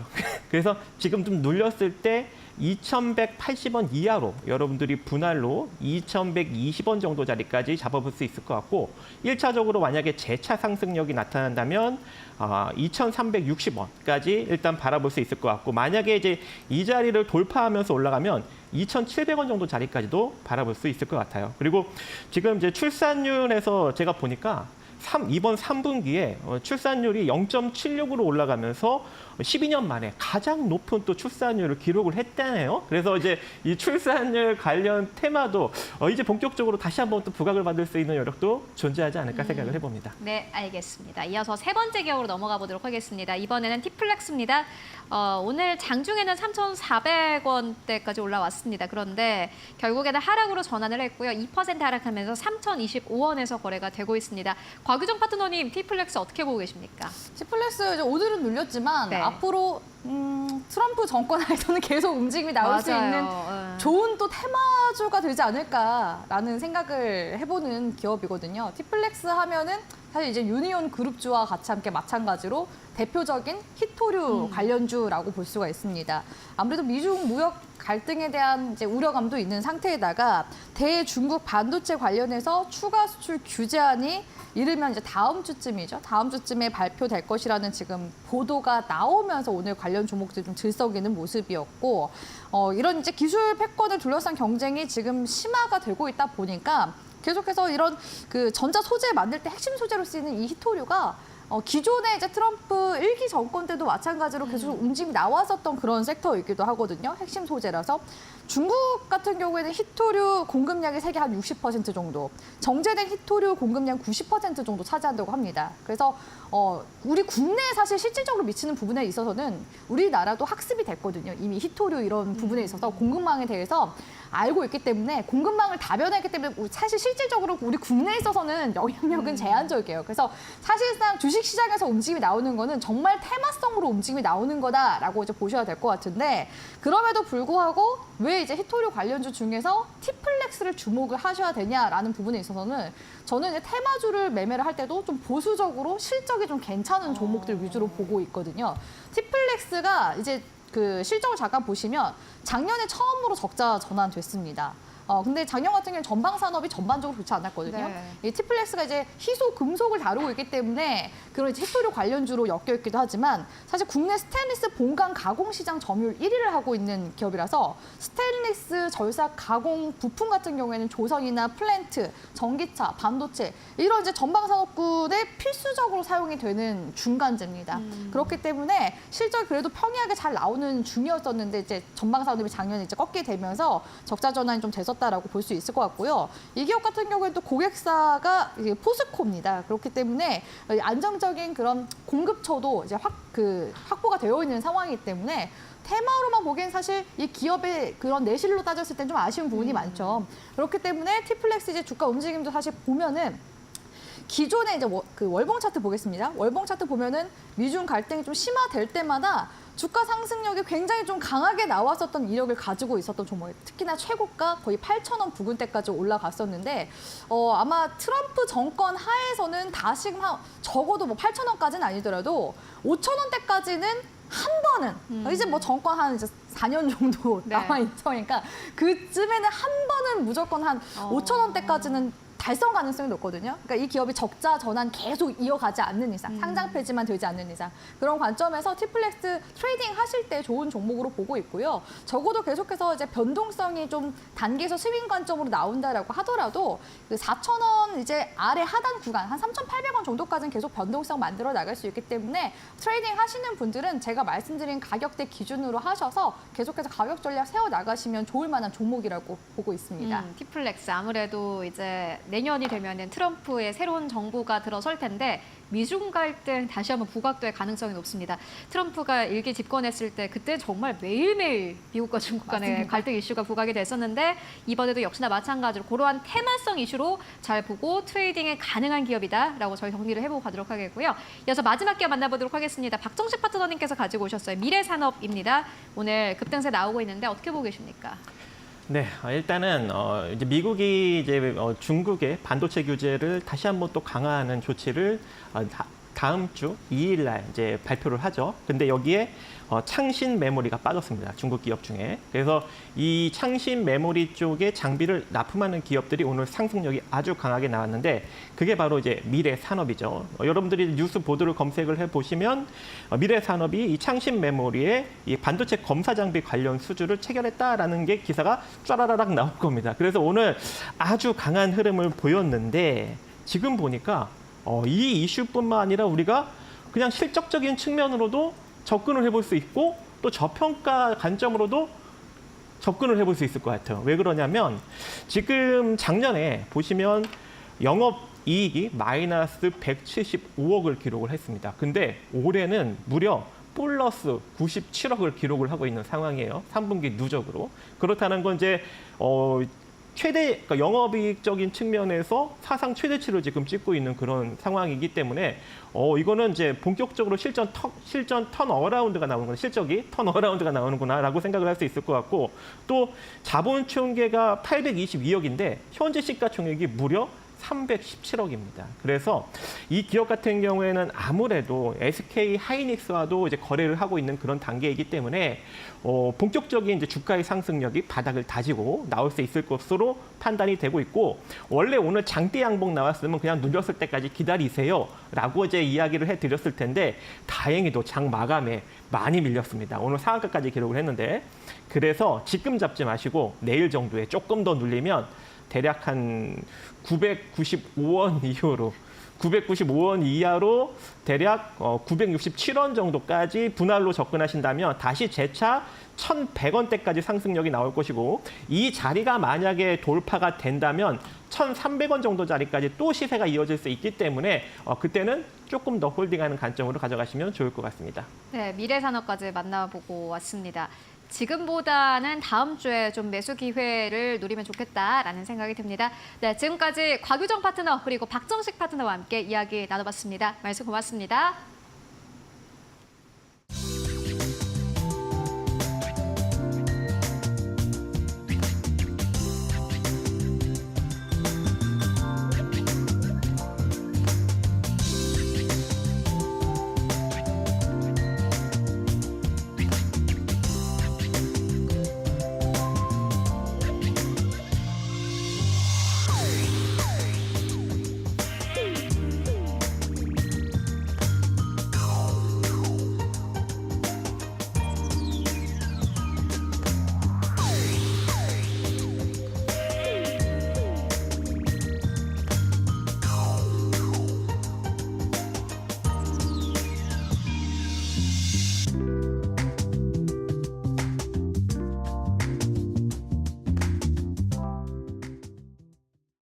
네, 마감 전략 세워보고 가도록 하겠습니다. SK증권 2000지점으로 가보도록 하겠습니다. 서영훈 차장 연결되어 있습니다. 안녕하십니까? 네, 안녕하세요. 네, 차장님 오늘 시장 좀 아쉽습니다. 양 시장이 모두 다 급락으로 거의 거래를 마감할 것 같은데 오늘 지수 상황 어떻게 보고 계십니까? 네, 맞습니다. 사실 오늘 시장의 움직임은 일단 미국이 휴장인 상태에서 외국인들에 의해서 상당히 좀 크게 흔들렸다라는 점을 좀 볼 수 있겠고요. 사실상 뭐 특별한 뉴스에 의한 움직임이라기보다도 파생 시장에서의 등락이 좀 우리나라 시장이 좀 하락을 좀 만들어내지 않았나 싶습니다. 물론 지금 종가 부분에서는 외국인들이 코스피 쪽을 6천억 매도를 했고 코스닥도 1,000억 매도를 했습니다만 선물은 또 오히려 매수가 좀 이루어지고 있습니다. 매도했다 매수 포지션으로 좀 전환되는 모습들을 좀 보이고 있고 콜 매도가 상당히 좀 강하게 이어지는 모습들이 좀 이어졌다는 점에서 오늘 좀 외도적 현상이 상당히 좀 심하지 않았나라고 생각을 합니다. 아무래도 오늘은 미국이 휴장으로 글로벌 시장에 영향이 적은 상태에서 대형주들을 좀 흔들어대는 이런 외도적 현상이 상당히 좀 심하게 이루어졌다라고 볼 수 있겠고요. 이로 인해서 코스피가 2,500선을 좀 이탈을 했다는 점에서 다음 주도 시장의 움직임이 쉽지는 않을 것으로 예상이 좀 되고 있습니다. 그렇기 때문에 지금 특히나 이제 종목 선별의 흐름이 굉장히 어려운 장세가 이어지는 게 아닌가라고 생각이 드는 만큼 현재 뭐 배당이라든가 이러한 조금 안정성을 좀 움직일 수 있는 그런 쪽에서의 움직임의 매매가 좀 필요한 시기가 아닐까라고 생각을 하고 있습니다. 네, 일단 시장 상황은 참 어렵습니다. 오늘 시장에서 보시는 기업 있으실까요? 네, 뭐 그 상황에서 좀 볼 수 있는 종목이라고 한다라면 배당에 대한 이슈가 있는 종목이 그나마 좀 안전하게 좀 대응할 수 있는 부분이 아닐까라고 생각을 하고 있는데요. SK텔레콤 보고 있습니다. 오늘 뭐 큰 폭의 조정 없이 좀 많이 흐름을 좀 보였다라고 볼 수 있겠고요.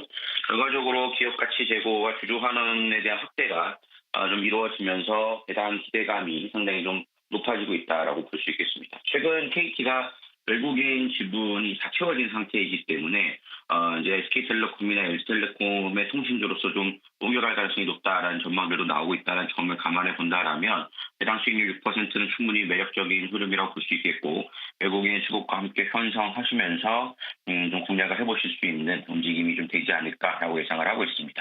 네, 어려운 시장에서 그래도 지금 위기를 헤쳐나갈 수 있는 기업 SK텔레콤에 대한 투자 의견 듣고 왔습니다. 말씀 고맙습니다. 네, 감사합니다.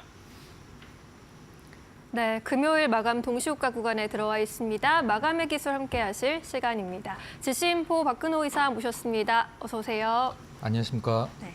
오늘 이제 미국 증시가 쉬어간 가운데 우리 증시 독자적으로 움직인 하루였는데 이렇게나 많이 빠질 이었나 싶네요. 시장이 좀 네. 많이 빠지고 있습니다. 코스닥이 2% 넘게 밀리는데 오늘 시장 어떠셨습니까? 일단 뭐 방금 말씀해 주신 대로 미국 시장이 이제 휴장이었기 때문에 우리나라 시장의 자체 탄력 테스트를 받는 날이라고 이제 보셔도 될 것 같은데 좀 뭐 많이 아쉽게 뭐 진행이 되고 있습니다. 근데 지금 현재 개인 투자자 분들 중에 사실 손실이 굉장히 큰 구간이잖아요. 근데 제가 이걸 퍼센트를 심리적으로 한번 표현을 해보면 처음에 사서 한 5%, 10% 마이너스 났을 때는 굉장히 긴장이 됩니다. 아, 이걸 괜히 샀나? 지금이라도 팔아야 되나라는 생각을 하게 되는데 한 20%까지 마이너스가 나기 시작하면은 네. 굉장히 화가 많이 납니다. 그쵸. 막 그 현재가 창을 보면서 눈으로 레이저를 쏘기 시작하죠. 네. 파는 사람들 막 욕을 하고. 근데 한 마이너스 40% 넘어가면 좀 감각이 무감각해져요. 실질적으로는 이제 뭐 얼마나 더 떨어지겠냐 하면서 이제 뭐 언제쯤 다시 살까 이런 생각도 하고. 네. 마이너스가 적었을 때는 이제 화도 나고 긴장이 되지만 마이너스가 훅 커지면은 지금 오히려 이제 마음의 편안 이제 그 해탈인가요? 그렇죠. 그런 느낌이 오는데 네. 지금이 그런 구간인 것 같아요. 근데 일단 그 최근에 환율이 이제 우리나라 금리 인하를 했음에도 불구하고 1,400원을 다시 넘지는 않고 있는데 그거는 일단 뭐 달러 인덱스 흐름이랑 일본 금리 인상 가능성 얘기를 들어봤을 때 이제 엔화 강세를 좀 예견을 해서 달러가 조금 약간 죽은 듯한 느낌도 있긴 하고요. 뭐 아무래도 이제 그 주식 같은 경우는 기업의 이익을 기반으로 사실 뭐 목표 가격이나 흐름이 예상이 움직이기 때문에 우리나라 경제 상황이 중요한데 IMF가 굉장히 좀 약간 의미 있는 좀 말을 했더라고요. 얘기를. 한국은 앞으로 2%의 경제 성장률을 거의 보기 힘들 것이다라는 그런 얘기도 나와서 좀 우리나라 경제 전망에 대해서 굉장히 좀 어두운 부분들이 예상이 되고 있는 상황이죠. 네. 오늘 시장 전반적으로 사실 뭐가 떨어지고 뭐가 올라갔나 사실 볼 필요성이 없을 정도로 다 떨어졌다라고 보시면 될 것 같은데 그중에서 좀 약간 몇 개 눈에 띄는 부분들은 이제 금리 인하와 맞물려서 카카오가 좀 약간 늦긴 했습니다만은 네. 카카오가 오늘 시장에서 일단 그동안의 하락 부분들을 한 두 달 전 주가를 다시 올려놨죠. 그다음에 네이버도 카카오 대비해서는 세진 않습니다만은 좀 올라왔고 그다음에 뭐 엔터주들 플랫폼 지금 말씀드린 부분들 이런 것들을 다 보면은 종합적으로 보면 이제 트럼프 행정부와 관련이 없는 부분들 그런 부분들이 이제 시장에서 좀 어느 정도 자유롭기 때문에 올라왔다고 보시면 될 것 같고 매도 세기가 너무 세기 때문에 일단 이 매도세가 어느 정도까지 외국인 매도 말씀드리는 건데 네. 오늘 선물 쪽에서는 장 이제 후반 들어서 플러스로 매수가로 전환이 되긴 했습니다만은 현물 매도세가 어느 정도까지 나올지는 예측 불가능한 부분이라 일단 뭐 진정되는 부분을 좀 보고 시장에 대응을 좀 해야 될 것 같습니다. 네, 외국인의 수급이 여전히 이탈되고 있다라는 점 여전히 우려스러운 부분이고요. 지수 마감 상황 함께 들여다보도록 하겠습니다. 코스피 지수가 현재 구간에서도 거의 2% 가까이 밀려나는 모습이죠. 현재 또 2% 넘게 밀려나는 모습 보여주고 있고 50포인트 넘게 빠진 빠져나가는 모습 2,448.45포인트에서 마감 기다리고 있습니다. 코스닥의 경우에는 2% 이상 역시 빠지면서 전일 대비 16포인트 이상 밀려나가고 있고요. 678.36포인트에서 마감 준비하고 있습니다. 코스피 200도 2%대 약세입니다.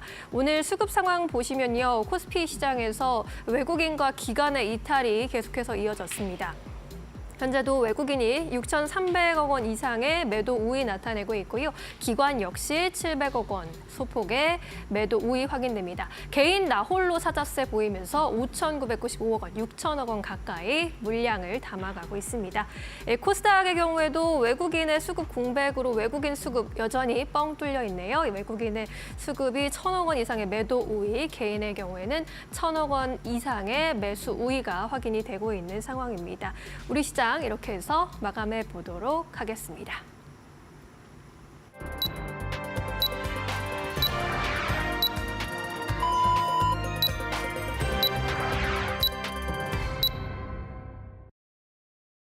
네, 11월 29일 금요일장 모두 다 마무리가 됐습니다. 오늘은 한 주를 마무리하는 금요일장이고 한 달을 마무리하는 그러한 마지막 거래일이기도 합니다. 이제 12월을 앞두고 있는 상황인데 그러한 측면에서 봤을 때 오늘 시장 좀 아쉽지 않았나 하는 생각이 듭니다. 양시장이 모두 다 지수 자체가 급락하면서 거래를 마쳤습니다. 또 간밤 증시가 땡스기빙데이로 하루 쉬어갔고 오늘 밤에 열리는 뉴욕 증시도 조기 폐장을 앞두고 있는 상황입니다. 어쨌든 간에 미국 증시의 영향이 부재한 상황 속에서 오늘 우리 증시 문을 열었는데 어제 한국은행이 금리를 인하를 했습니다. 이 금리 인하를 두고 시장의 반응도 뜨뜻미지근했습니다. 경기가 하강되는 거 아니야라는 우려감이 나왔는데 오늘 아침에 나온 여러 가지 경제 지표들이 또 부진했습니다. 이에 따라서 투자 심리가 좀 크게 꺾인 상황인데요.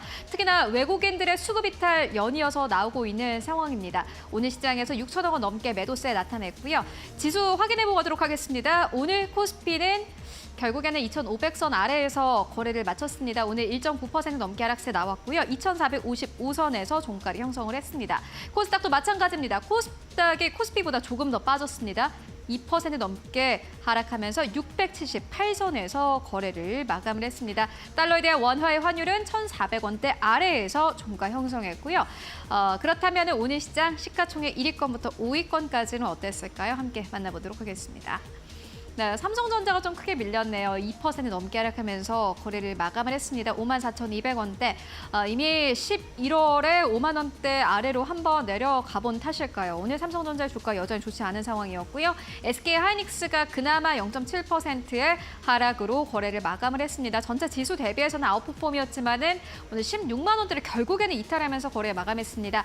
IT 투톱 기업들이 상징적인 선들을 계속해서 깨고 나가는 것은 한국 증시에는 부담일 수밖에 없는 상황입니다. 특히나 반도체 같은 경우에는 수출 부담이 있는 상황이고요. 오늘 시장에서 이렇게 하락으로 거래 마감했습니다. LG엔솔도 5% 넘게 하락하면서 오늘 40만 원대 깨고 39만 원대 깨고 38만 원대까지 내려오면서 종가 형성했고요. 삼성바이오로직스 2.5% 넘게 하락세 오늘 시장에서 97만 5천 원대에서 종가 형성을 했습니다. 99만 원대, 8만 원대 모두 다 깨진 것도 마찬가지이고 다만 현대차고는 약보합 수준 유지하면서 거래 마감했습니다. 6위권부터 10위권까지를 함께 만나보시죠. 네, 6위권부터 10위권까지 그래도 셀트리온은 강보합권 유지하면서 거래를 마감을 했습니다. 이번 주에 개별적인 모멘텀과 함께 주가가 탄력을 강력하게 받았는데 오늘 시장에서는 그래도 강보합권 유지를 한 게 긍정적이고요.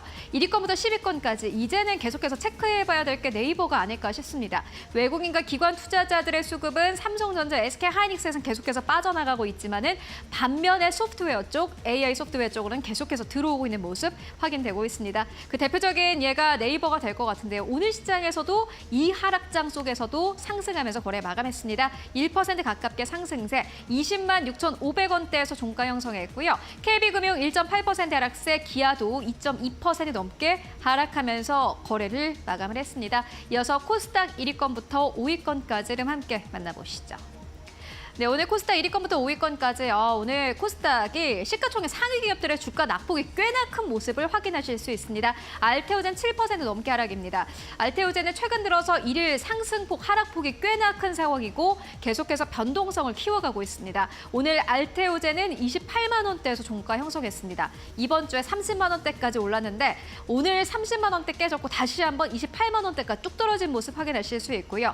에코프로비엠 6% 넘게 하락세, 에코프로는 5% 넘게 하락세, HLB는 2% 넘게 하락세, 리가켄바이오까지 3.9% 넘게 하락하면서 거래를 마감을 했습니다. 그나마 지수와 연동되는 쪽이 HLB였던 것 같고요. 6위권부터 10위권까지의 시세 흐름과 함께 만나보고 가시죠. 네, 6위권부터 10위권까지 휴젤이 2.9% 넘게 하락세, 클래시스가 6% 가깝게 하락하면서 거래를 마쳤습니다. 레인보우 로보틱스 0.5% 강보합권, JYP 엔터는 3.5% 넘게 상승하면서 오늘 이제 엔캠 제치고 시가총액 9위권까지 껑충 다시 한번 올라왔습니다. 76,400원대, 그래도 호실적에 대한 기대감 가지고 있는 JYP 엔터 쪽으로는 오히려 매수세 들어오고 있고요. 하이브에 대한 악재로 인해서 그 거래 대금 자체가 JYP 엔터로 조금 더 몰린 것으로 보여집니다. 엔캠은 4.6% 넘게 하락하면서 오늘 13만 원대 깨고 12만 원대에서 종가 형성했습니다. 네, 지금까지 마감 상황 함께 살펴보고 왔습니다. 네, 11월 국내 증시 이렇게 마무리가 됐습니다. 한파가 불어오면서 체감기온 영하권인데 우리 시장도 꽁꽁 얼어있는 느낌이 드네요. 인터넷과 게임 업종, 일부 테마주 빼고는 대부분의 업종에 파란불이 들어왔는데 다음 주 전략 계속해서 그래도 세워보도록 하겠습니다. 다음 주에 시장 좀 반등해줘야 할 텐데. 네, 오늘 네. 우리나라 시장 굉장히 많이 빠졌는데요. 이럴 때 만약에 미국장이 다음 거래일에 빠졌을 때 어떤 얘기가 많이 나오냐면 네. 우리나라 증시가 먼저 선조정으로 빠졌기 때문에 덜 빠진다라고 얘기를 하거든요. 저도 그 부분이 이제 오늘 하락의 크기를 봤을 때 미국 시장이 좀 어느 정도까지 하락이 나와줘도 우리나라 시장이 다음 주 월요일에 이렇게 크게 빠질 것 같지는 않고요. 우리가 보통 그 종목들을 얘기를 할 때 이제 고평가 종목을 얘기를 하잖아요. 근데 고평가 종목이 고평가가 아니게 되려면은 그 기업의 실적이 올라오면은 고평가라는 단어를 이제 뺄 수가 있는 건데 지금 우리나라 증시에서 사실 어느 정도 이제 알려진 네임드 종목군들 같은 경우에는 올해 첫 거래일보다 더 밑에 있는 경우가 제가 봤을 때 한 80% 정도는 그 연봉으로 봤을 때 이제 음봉으로 나와 있다는 뜻이죠. 거의 연중 최저가 종목군들 제가 봤을 때 한 50% 정도는 되는 것 같은데 그러면은 이 기업들이 과연 시장에서 가격이 많이 빠졌기 때문에 저평가라는 인식을 받을 수 있느냐라고 했을 때 물론 뭐 기업의 내용이나 이런 것도 중요하긴 합니다만은 지금 상황으로 봤을 때는 저평가일 수도 있지만 내년 상황까지 내후년 상황까지 봤을 때는 저평가가 아닐 수도 있다는 점이 가장 좀 우려스러운 점이라고 좀 생각을 하고 있고요. 네. 일단 앞서도 잠깐 말씀을 드리긴 했었습니다만 외국인들이 지금 매도량이 그냥 사실 외국인들은 우리나라 기업들을 뭐 미국 사람들, 미국 주식들, 펀드들은 우리나라 시장에서 장기 투자를 한다라고 얘기를 하기는 합니다만은 실질적으로 외국은 우리나라 시장에서 파생 시장에서 주로 활동을 하는 부분들이 더 크거든요. 그러니까 지수에 영향을 줄 수 있는 뭐 삼성전자 같은 것을 이제 주가를 좀 컨트롤하면서 파생과 맞춰서 어느 정도 매매를 하는 게 원래 외국인들의 거의 목적이라고 보시면 될 것 같은데 그렇기 때문에 우리나라 시장이 전 세계 파생 시장 2위까지 올라간 적이 있었죠. 근데 현재 봤을 때는 일단 외국인들 매도세가 진정이 되는 걸 봐야 되는데 조금 사주는 건 사실 큰 의미는 없습니다. 삼성전자도 한 3달 동안에 한 17조 정도 매도를 했다라고 하는데 가장 우선적으로는 삼성전자의 매도가 좀 잦아들면서 삼성전자가 좀 저점을 잡는 게 우선시 돼야 된다라고 생각을 하거든요. 네. 우리나라는 일단 지수 노름이라고 얘기를 하기는 합니다만은 지수가 빠져버리면 올라가려는 기업들도 그냥 다 빠져버리거든요. 한마디로. 그렇기 때문에 지수의 안정화가 좀 먼저 돼야 된다라고 생각을 하고 있고요. 일단 저평가라는 부분에서는 뭐 누구도 부인할 수 없을 정도로 저는 지금 완벽하게 저평가 구간에 들어갔지만 내년 실적을 봤을 땐 지금 가격이 과연 저평가이냐 그걸 봤을 땐 좀 퀘스천 마크를 좀 붙여야 될 것 같습니다. 지금이 저평가가 아닐 수도 있다라는 이야기 나오고 있다라는 점 가장 우려스럽다라고 이야기해 주셨습니다. 다음 주장에서 그래도 시초가로 공략을 해볼 종목 꼽는다면 어떤 종목이 될까요? 너무 어렵습니다. 네. 너무 어려운데 그래도 뭐 저평가고 앞으로 좋아질 수 있는 종목은 좀 조금씩 담아가고 트라이를 해야 된다고 생각을 하는데요. 네. 종목명을 말씀을 드리면 SK 오션플랜트 일단 소개를 시켜드리도록 하겠습니다. SK 인수되면서 이름이 바뀌었죠. 원래 상강 M&T라는 종목이었는데 쉽게 그냥 말로 설명을 드리면 해상 풍력 밑에 있는 구조물을 만드는 기업입니다. 이게 기술적으로 굉장히 어렵기 때문에 SK 오션플랜트도 상당히 많은 노력을 기울이고 있는데 최근에 가장 큰 호재가 하나 좀 터졌죠. 이제 대만 쪽에 지금 해상 플랜트가 굉장히 활발하게 진행이 되고 있는데 로컬 컨텐츠 룰이라는 게 없어졌습니다. 그 로컬 컨텐츠 룰이라는 건 무엇이냐면 대만이 이제 이런 해상 풍력 기업들한테 발주를 할 때 이런 원자재들은 우리나라에서 60%를 써야 돼라고 이제 얘기를 하는 거죠. 그러면 그 나머지 40%만 일단 수주를 할 수 있기 때문에 굉장히 그동안 불리했었는데 이게 이제 EU랑 WTO가 니네 계속 그거 하면은 우리 제소할 거야라고 해서 그 로컬 컨텐츠를 없애버렸죠. 그러니까 SK 오션플랜트 입장에서는 지금 SK 오션플랜트가 대만의 해상 풍력 그 하부 구조물 거의 50% 가까이를 수주를 하고 있는 상황인데 과거에 이제 이 룰로 인해서 한 40% 정도를 수주를 했다라고 하면 이제 거의 100%까지 갖고 갈 수 있는 부분. 이제 올해까지는 그렇게 좋지는 않지만 내년에 굉장히 전방 산업이 커지기 때문에 SK 오션플랜트 보시면 될 것 같습니다. 일단 고객사들은 뭐 국내 고객사들 위주로 본다라고 하면 삼성중공업, 하나오션, 현대중공업 뭐 이런 조선주들이 고객사를 두고 있고요.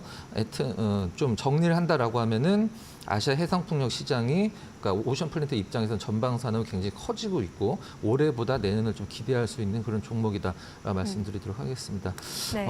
가격적인 전략 간단히 말씀드리면 일단 목표가 15,000원 정도를 말씀드리고요. 손절매 네. 가격은 1,300원 정도로 정해드리도록 하겠습니다. 네, SK 오션플랜트 함께 살펴봤는데요. 수주 규모가 크게 늘어날 것으로 전망이 되고 있는 데다가 아시아 해상풍력의 시장이 가파른 성장세를 보여주고 있는 가운데 주목해 볼 수 있는 종목이다. 내년에 더 기대되는 종목이다라고 짚어주시네요. 목표가 15,000원, 손절가 1,300원으로 제시해 주셨습니다. 오늘 말씀은 여기까지 듣도록 하겠습니다. 고맙습니다. 감사합니다.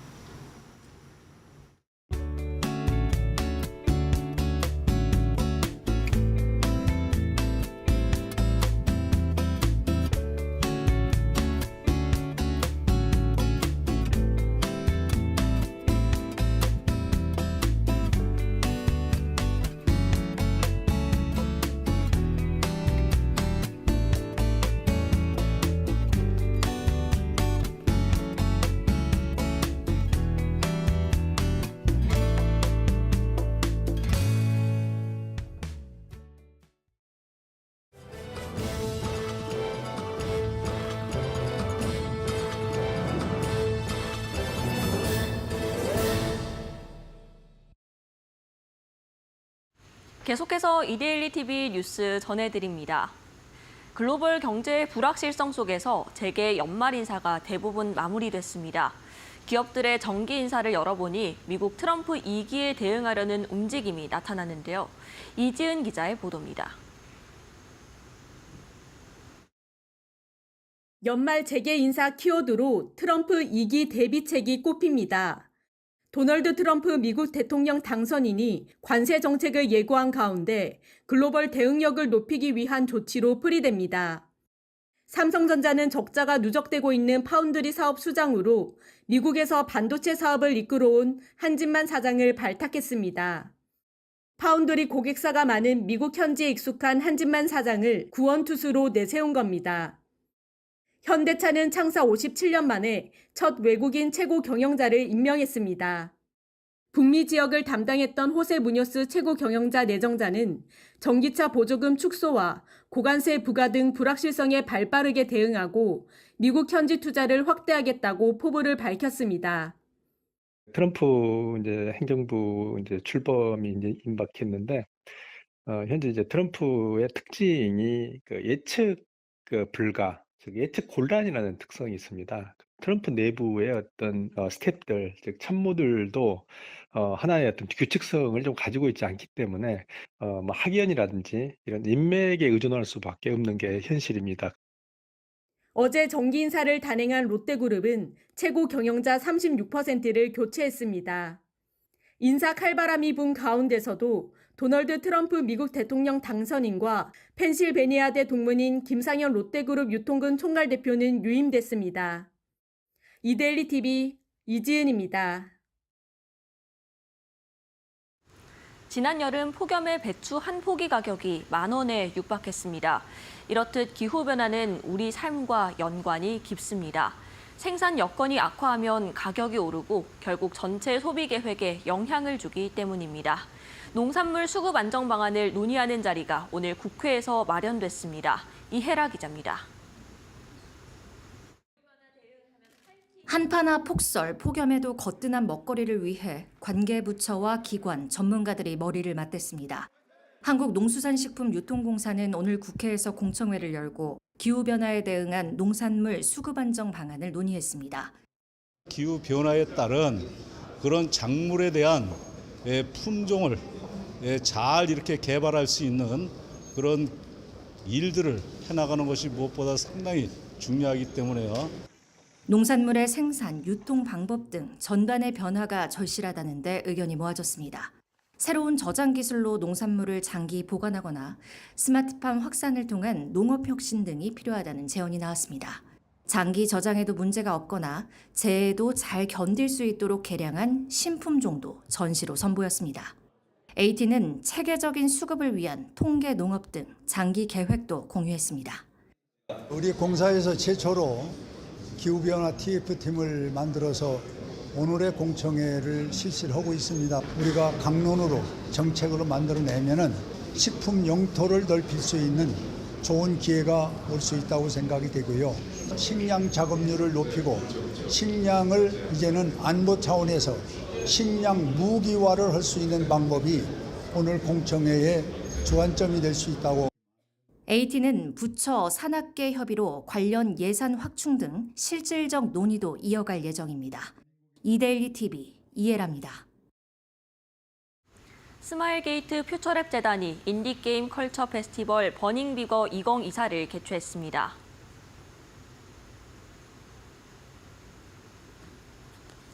오늘부터 다음 달 1일까지 열리는 버닝비버 2024에는 인디게임 83개 개발팀이 참가했습니다.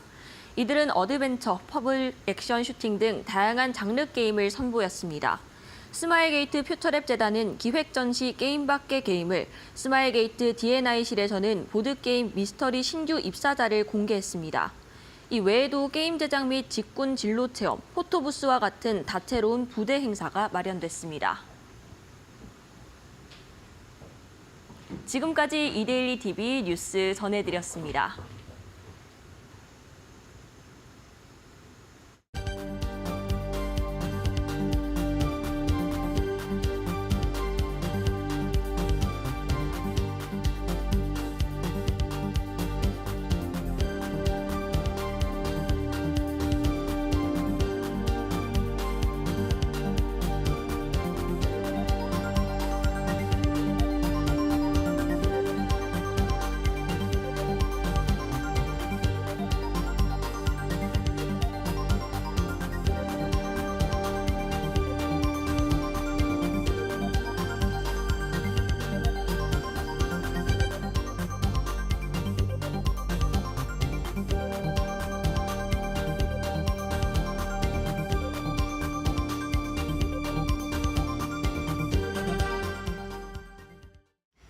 네, 이번 달 들어서 외국인들의 매도세가 거세기도 했습니다. 3조 원 가깝게 순매도세를 나타내기도 했는데요.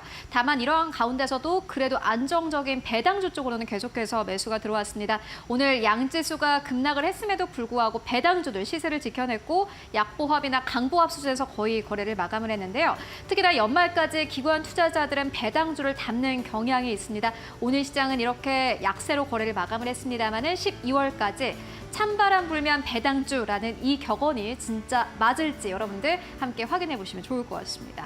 네, 역시나 오늘 시장의 피난처는 배당주들로 또 수급이 몰렸고 그동안 쉬어갔던 인터넷주들 네이버와 카카오 위주로도 좀 온기가 전해졌는데요. 그동안 쉬어갔던 종목들 위주로 다시 한번 상세가 그래도 나와줬다라는 점은 긍정적으로 바라볼 수 있는 부분일 것 같습니다. 12월에는 부디 외국인들의 매수세도 돌아오고 우리 증시의 상승 탄력도 다시금 찾아올 수 있길, 연말 랠리가 시작될 수 있기를 기대해보면서 저희는 다음 주에도 어김없이 2시에 인사드리도록 하겠습니다. 네, 시청해주신 여러분 모두 고맙습니다.